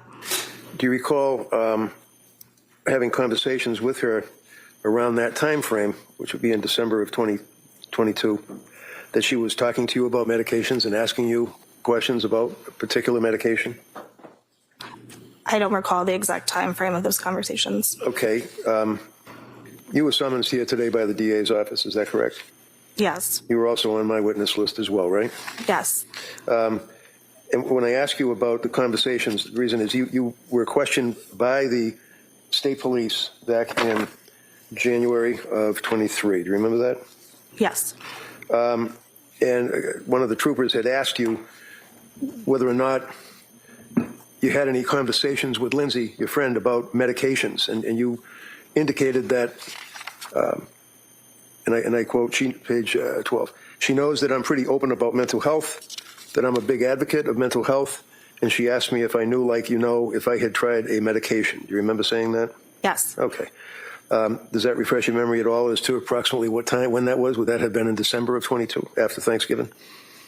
I don't know. I still don't recall the exact time, but I do remember that being a conversation that we had. Okay. Do you remember where you had the conversation? It was over text message. Okay. Do you recall her asking you what your experience was? Because you had some knowledge of medications, correct? As a patient. Okay.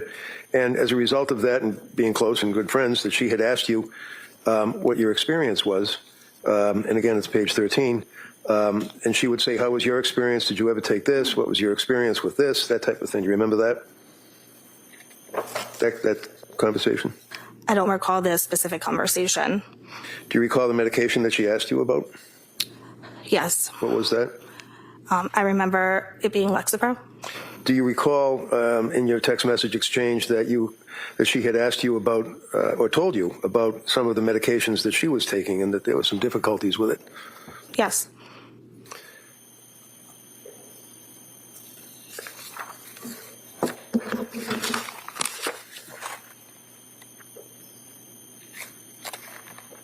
Do you remember that she had asked you whether or not you had noted or if you were aware of any side effects of medications? I don't recall.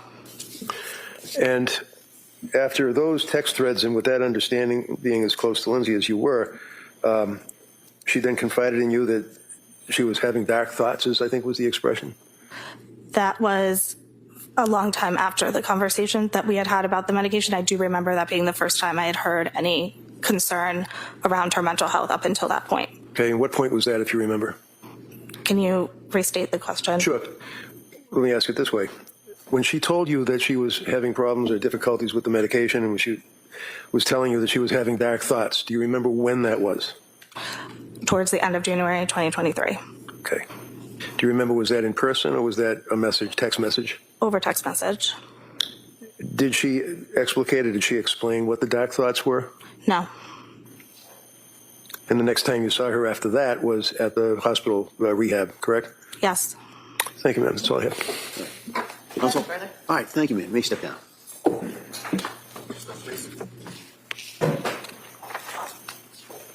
Commonwealth calls Christopher Clancy.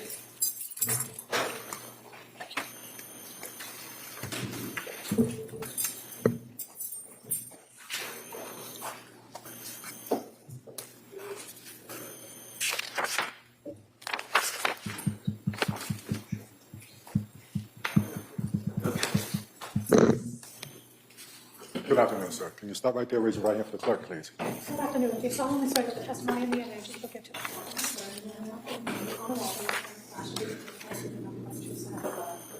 Thank you, sir. You may have a seat. Stop, please. Is this my water? Okay. Good afternoon, sir. Good afternoon. All right, call up. Thank you. Good afternoon. Can you please state and spell your name for the record? Say that again, I'm sorry. Could you please state and spell your name for the record? Yes, Christopher William Clancy. CHRISTOPHER WCLANCY. And what's your date of birth? 7/26/61. Where do you live? Situate, Mass. And do you work? No, I'm retired. What did you do before you retired? I was a plumbing contractor. Is Patrick Clancy your son? Yes. When did you first meet Lindsay Clancy? I don't know what the year was, but I believe I met her for the first time at my at the cottage in Hull. That was my parents' house, and I believe that's when I met her. I think you brought it down there. Was that before or after she and Patrick had gotten engaged? That was before. And eventually they got engaged and got married, correct? Correct. And had 3 children, correct? Correct. So I want to direct your attention to the time frame after Callan was born in May of 2022. Did you have a chance to observe Lindsay interact with Callan? Yes. And what was Lindsay like with Callan? She was very mothering. And was she protective? I would say yes, like any mother would be. Do you recall describing her previously as very protective of him? I would say that she was very protective of him.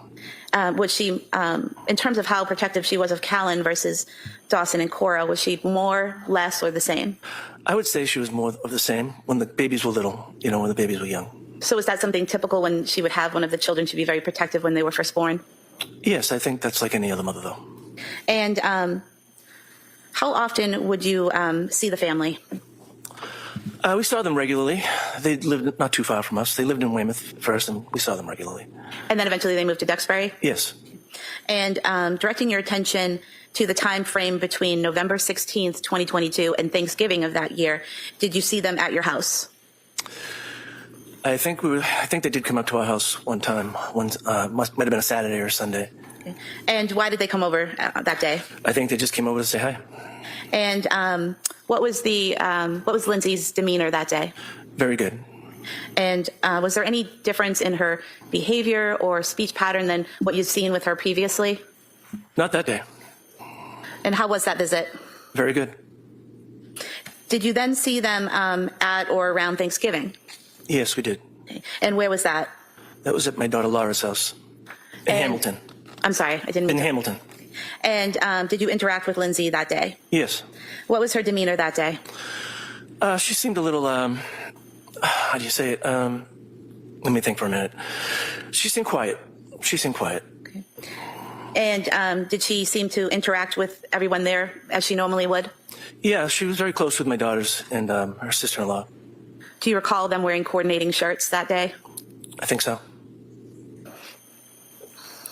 And during dinner that day, did you make observations of Lindsay getting the kids settled down for dinner? I did. And did you see her interact with Dawson? Yes, I did. And can you describe that interaction, please? Mm-hmm. She was getting a little frustrated. Dawson was being a little silly, and she was trying to get him to sit down. And she was just a little bit getting frustrated with him, and I noticed it. So I got up to help her.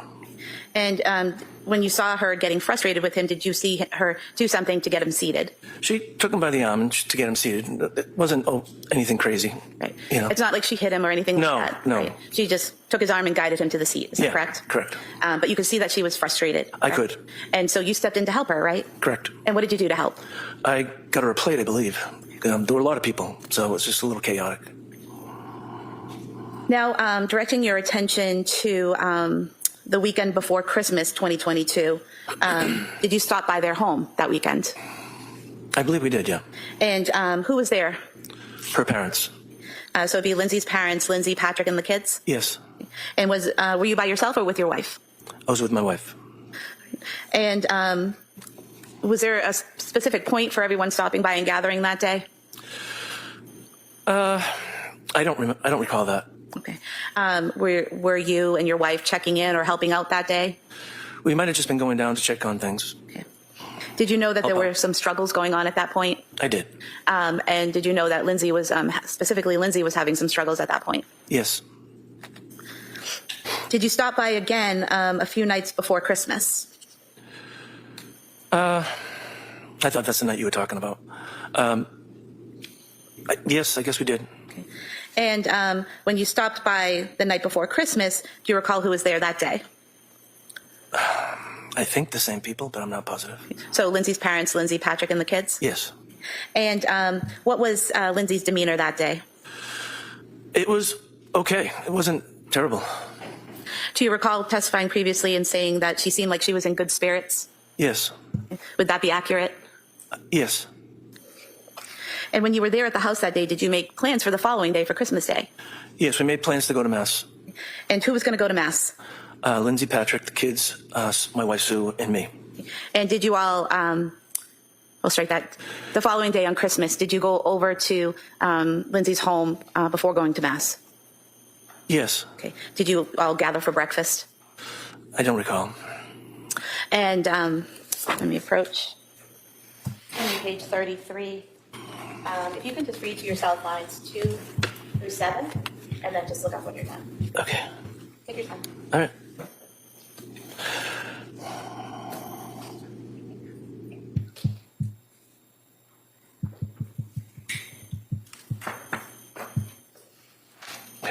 Does that refresh your memory, sir? Yes. So did you go over that day for breakfast? Yes. And how was Lindsay's demeanor that day? It was good. She looked beautiful. She had a beautiful dress on. And do you recall saying previously she seemed very happy that day? Yes, she did. And after breakfast, did everyone go to church as planned? Yes. And how were the children in church? Fantastic. Very well behaved? Very well. And then after church, did you have a conversation with Lindsay outside of the church? I think we talked a little bit. I don't remember what we said, but we were going our separate ways. Do you recall saying previously that Lindsay said she was glad she came and she really loved it? Yes. What was her demeanor while she was engaging with you after Mass? She was quiet. She said that she liked the Mass, and she was really happy that she went. And do you recall saying before that... strike that. Do you recall after that conversation, you guys hugged each other and went your separate ways? Yes.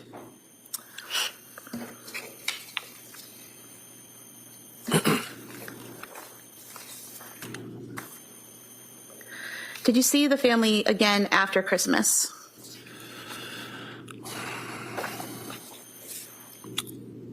I'm not sure. I'm not sure. Okay. Did you go to Cora's birthday party? No. Was it more of a kids gathering at a trampoline place? That's what I heard. Okay. Yeah. All right. Did you have plans to see them Tuesday, January 24th, 2023? No.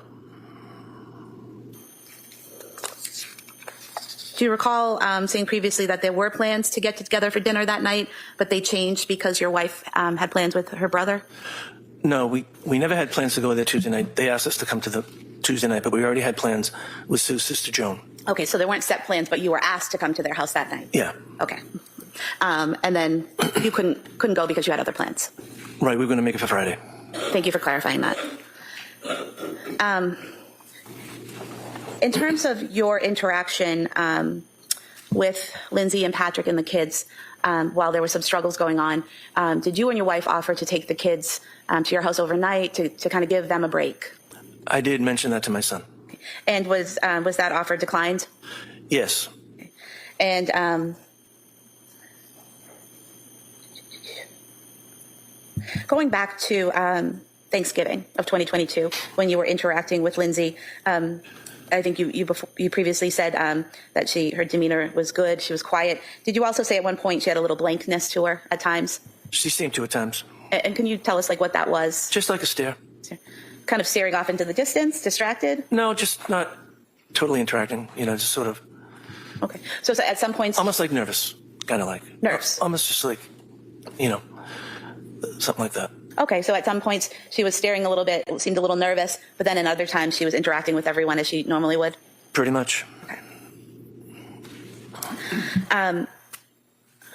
You mentioned earlier when you were talking about Lindsay having a little bit of difficulty getting Dawson seated at Thanksgiving that he was being a little silly. Yeah. Was that typical for him to behave in that way? Yeah, he was a handful, but he was good. He was a good boy.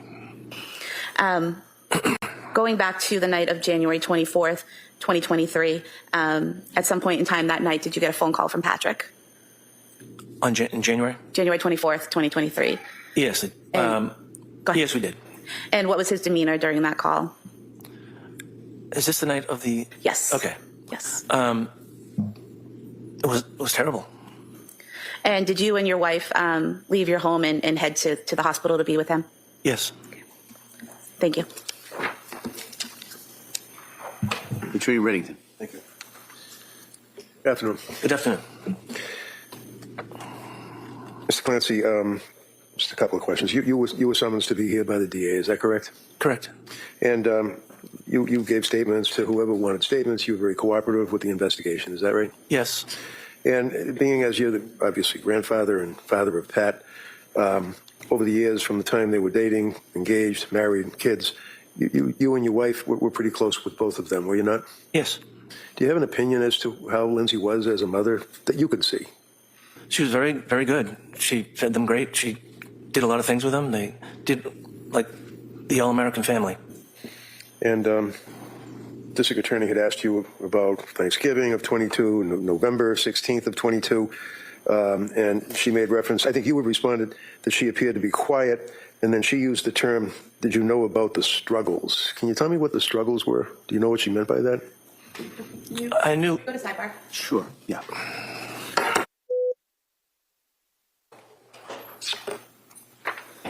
Good afternoon, sir. Stop right here, raise your right hand to the clerk, please. Good afternoon. Do you solemnly swear that the testimony and the evidence you shall give to the court and the jury in the matter now pending between the Commonwealth and the Lieutenant Prosecutor will be the truth, the justice, and the truth, so help you God? Thank you, sir. You may have a seat. Watch step, please. Excuse me, can we proceed? Sure. Hi, good afternoon, sir.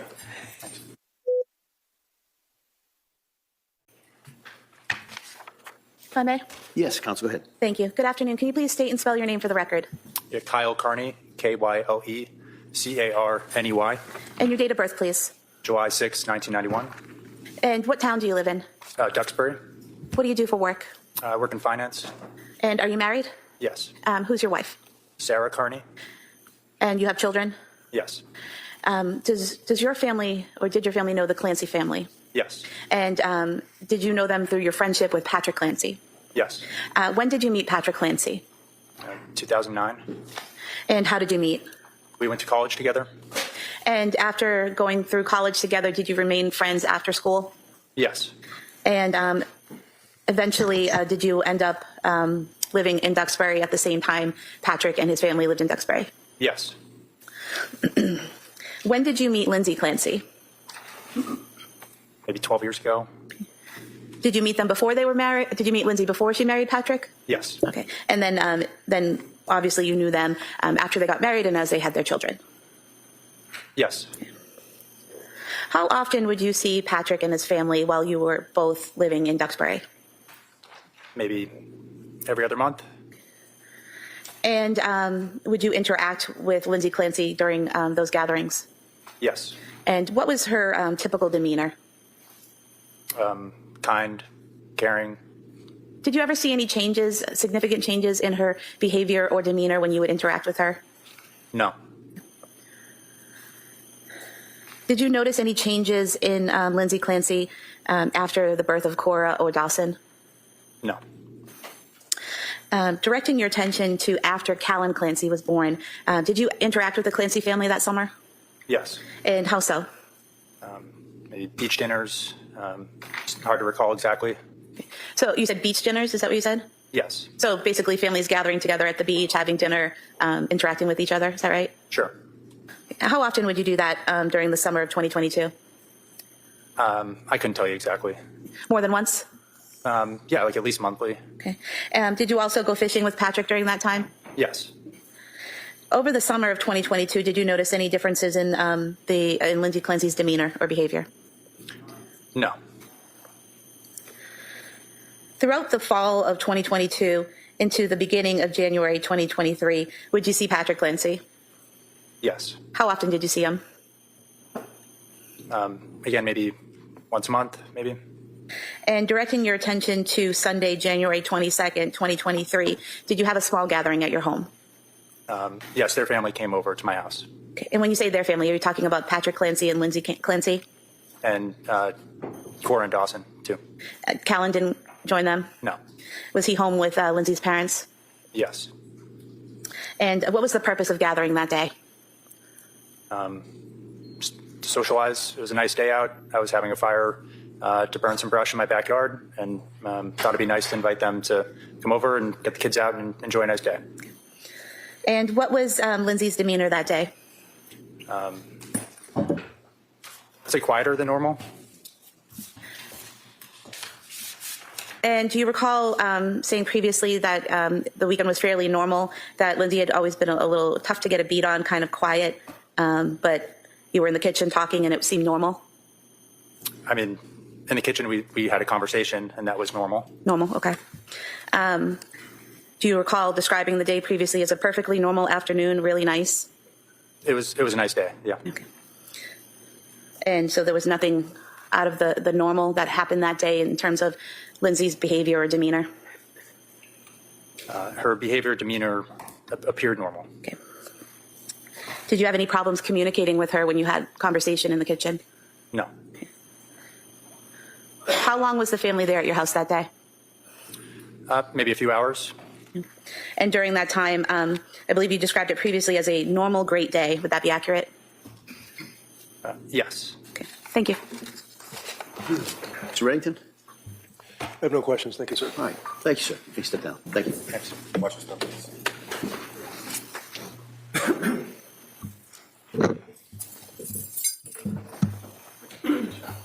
Your Honor, the Commonwealth will call Andrew Giacchio as its next witness. All right.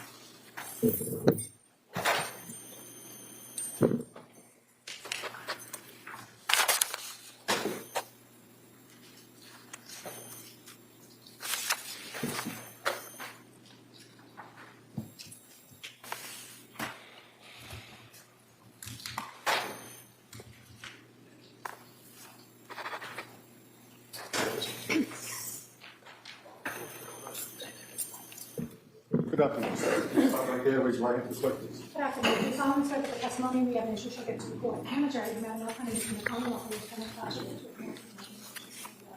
Thank you, sir. You may have a seat. All right. Good afternoon, sir. Thank you. Good afternoon, sir. Can you tell the jurors your first and last name? Andrew Chiacchio, Can you please spell your last name for the record? Chiachio. And what do you do for work? I work for the state police And how long have you been with the state police? since December of 2013. And what's your current assignment? I work for the Plymouth County State Police Detective Unit. How long have you been with the State Police Detective Unit? 5 years. And what's your current rank? Sergeant. I'm going to draw your attention back to January 24th of the year 2023. Were you still working for the State Police Detective Unit with the District Attorney's Office then? Yes. And do you recall being called into an investigation in regards to an incident that happened in the town of Duxbury on January 24th, 2023? Yes. Were you assigned as the case officer for that investigation at that time? No. But you're aware that a number of the other troopers in your unit were all called out to do different parts of the investigation. Yes. Do you recall if you actually went first to 47 Summer Street? Yes, I did. Were you quickly assigned to go someplace else and do some follow-up investigation? Yes. And one of the places that you went on that night was the CVS in Kingston, correct? Correct. That would have been at 189 Summer Street? Yes. Why were you asked to go to the CVS in Kingston? To obtain surveillance video. And had you learned information that one of the homeowners, the Patrick Clancy, might have visited that location earlier in the evening? Yes. And so when you got to the CVS, did you contact somebody in the store in order to try to determine whether there was surveillance? Yes. And did you speak with an employee there? I did. Do you recall who you spoke to? Angela Kraus, she was the manager. Were you able to get access to the surveillance at that time? Yes. And were you able to observe the time on the surveillance at the store as it pertains to real time? Yes. So tell us how you determined whether the time was accurate. We look at the live feed and I compare it with my cell phone. And your cell phone is a department issued cell phone? Yes. Did you notice any discrepancies in the timestamps? I did not. And after viewing the video surveillance there at CVS, were you able to see Patrick Clancy in the store at CVS? Yes. And fair to say you were able to track that he arrived at 17:32:32 and exited the store at 17:37:08? Yes. At some point, were you also asked to look for surveillance at a different location? I was. What was the second location? The 3V restaurant And where is that located? in Plymouth. And fair to say it's the address there's 10 Cordage Park Circle? Yes. What is 3V? A restaurant. Okay, and why did you go there? To obtain surveillance video. Again, based on information that you had available to you, did you believe that Patrick Clancy had visited that location earlier in the evening of January 24th? Yes. And when you went to the 3V restaurant, did you speak with two employees there? Yes. Were you able to access the video surveillance? I was. And while at the restaurant, were you able to confirm Patrick Clancy on their video surveillance? Yes. Now, as far as their video surveillance timestamps, were you able to observe the timestamps at that location? I was. And did you notice any discrepancies about the time? No. And what did you do to confirm the time? I compared the live feed with my cell phone. Fair to say you were able to determine that the video surveillance did confirm Patrick Clancy arriving at 17:54:14, that he paid for a bag of food and he left the store by the front door at 17:55:01. Yes. Now, in addition to gathering the video surveillance, well, let me back up for a second. So on one particular occasion, you were able to go and view the video surveillance, correct? Yes. At some later date, were you provided with copies of the video surveillance from both the CVS in Kingston and the 3V restaurant in Plymouth? Yes. And you brought that back to the state police? Yes, to the the District video Attorney's office. Yes. Okay. Now, as follow-up for this investigation, did you learn information about the route of travel Patrick Clancy took that night to go from his home to these locations? Yes. Did you do anything to try to ascertain approximately how much time it would have taken him to go to these locations from his home at 47 Summer Street? Yes, I mapped it on the Maps application on my iPhone. Now, do you recall when you did that? I don't. When you did this mapping of the locations, did it give you approximate distances and times between the locations? Yes. And fair to say, not knowing exactly when it occurred doesn't account for the time Patrick would have been there or any traffic or accidents or anything like that. Correct. Right? But as far as you could tell, you were just looking for approximate time frames. Yes, a general idea. Okay. Now, as part of this investigation, you also were involved in some interviews with potential witnesses. Yes. Is that fair to say? Including Paula Musgrove. Yes. And who's Paula Musgrove? The defendant's mother. Okay. And you also spoke to a former nanny of the Clancys named Elaine Flaherty. Yes. As well as the employees from CVS, Angela Krause and Soraya Sweeney. Yes. Did you also, or were you also present in follow-up interviews with all of the first responders to the home in Duxbury on January 24th? Not all of them, but a lot of them. So that would have been a majority of the paramedic/firefighters from the different towns? Yes. On June 12th of 2023, did you apply for and receive a search warrant for 47 Summer Street? Yes. And why did you ask for a search warrant then, in June of 2023? We were reviewing photos, crime scene photos, and someone noticed that there was potentially bloodstains on the outside of the house that we had not swabbed. So, to your knowledge, on the date of the incident on January 24th, the stains on the outside of the house were not swabbed and collected by the crime lab, right? Correct. Did you have further conversations with forensic scientists at the crime lab to determine the viability of obtaining additional swabs all those months later? At this point, it's hearsay and it's already been cross-examined about. Allow the question just yes or no. Did you speak to somebody, not the answer? So did you speak to somebody at the crime lab about the possibility of obtaining some biological substances from the home? Yes. And as a result of your conversations, did you then apply and were granted a search warrant? Yes. So subsequently, some swabs and shingles were collected from the home at 47 Summer Street? Correct. And were you present when that was done? I was. On May 15th, 2024, did you have the occasion to go to the Duxbury State Hospital? Yes. And what was the purpose of going there? To collect DNA from the defendant. And is there a particular procedure that you, as an investigator, use in order to collect a DNA sample from somebody? Yeah, we use a DNA collection kit. It has a foam swab that you use to swab the inside of a person's mouth to collect saliva. That's then transferred to a collection card. We let it dry, then seal the kit. So the swab kind of looks like a lollipop Yes. with a foam end. Yes. And you're trained on how to swab the inside of a person's cheek on both sides in order to obtain an adequate sample? Yes. And you did that in this case? I did. Who did you collect the sample from? The defendant. And that would be Lindsay Clancy? Correct. Were other people present when you did this? Yes. Who were they? Sergeant Josh McCalligan, DPH Police Chief Michael Riggs, and Attorney Reddington. What did you do with the sample that was collected from the defendant on May 15th, 2024 at the Duxbury State Hospital? It was placed into temporary evidence at the DA's office. Was that sample then later transported to the State Police Crime Lab? Yes. Now, another thing that you did in this investigation sometime later was seek search warrants to Facebook, or what's known as Meta, correct? Correct. As well as a particular Facebook group called Attachment Parenting for Littles. Correct. As a result of that warrant, did you receive data back from Facebook? I did. And were you able to confirm a Facebook page in the name of Lindsay Marie Clancy? Yes. Were you also able to confirm that there's a particular post by the person named Lindsay Marie Clancy, or the Facebook page Lindsay Marie Clancy, on May 5th, 2021, to the Attachment Parenting for Littles group? Yes. I'm just going to approach. May? You may. I have no problem with the phone. No objection? Okay. I'm just going to show you a document. Is that familiar to you? Yes. And is this the Facebook post posted by Lindsay Marie Clancy on May 5th, 2021? It is. I'll move to it says the next exhibit. No objection? That may be admitted.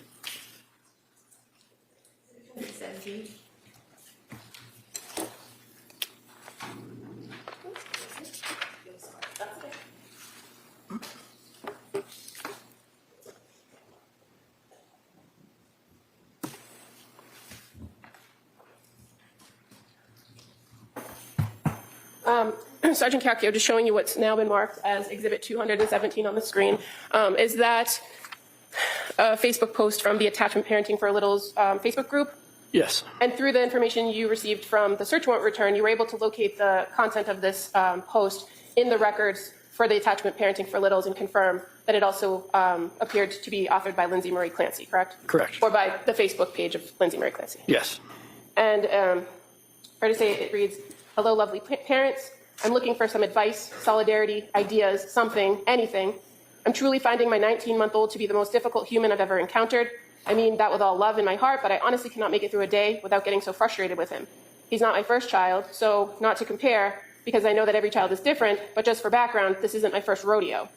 Every single thing with him is a battle, and it has been this way for a while, since he was maybe 8 months old. I really try to pick my battles and only do what's completely necessary, but I mean everything: getting out of his crib in the morning and going downstairs, changing his diaper, getting him dressed, getting him in his seat to eat, getting him in the car seat, getting him out of the car seat, putting on his jacket and shoes to go outside, having him come inside when it's time, going to sleep for his nap, and at night, he fights me every step of the way with all these normal daily activities. It constantly feels like I have to force him to do these things, which feels so wrong, but he is always fighting me and crying about doing these very normal things. You recall seeing that message in the records? I do. And fair to say there was some comments to the records and also an acknowledgement by the person with the Facebook page, Lindsay Marie Clancy, thanking the contributors for their advice. Yes. I have no further questions. Mr. Reddington.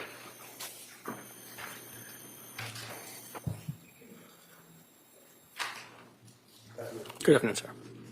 So this would be Exhibit 217, which is the Parenting for Littles post by Lindsay, correct? Correct.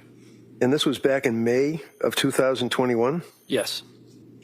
And she was talking about her son, who at the time was 19 months old? That's correct. Now, as a state police officer, you know how to investigate things, right? Yes. You guys must have turned things inside out to find out if Lindsay Clancy was ever abusive to her son, Dawson, right? That's correct. Found nothing, did you? No. Thank you. That's all I have. Anything on that? No, thank you. Thank you, sir. You may step down. Thank you, Your Honor. I'll just step, please, sir. Sure.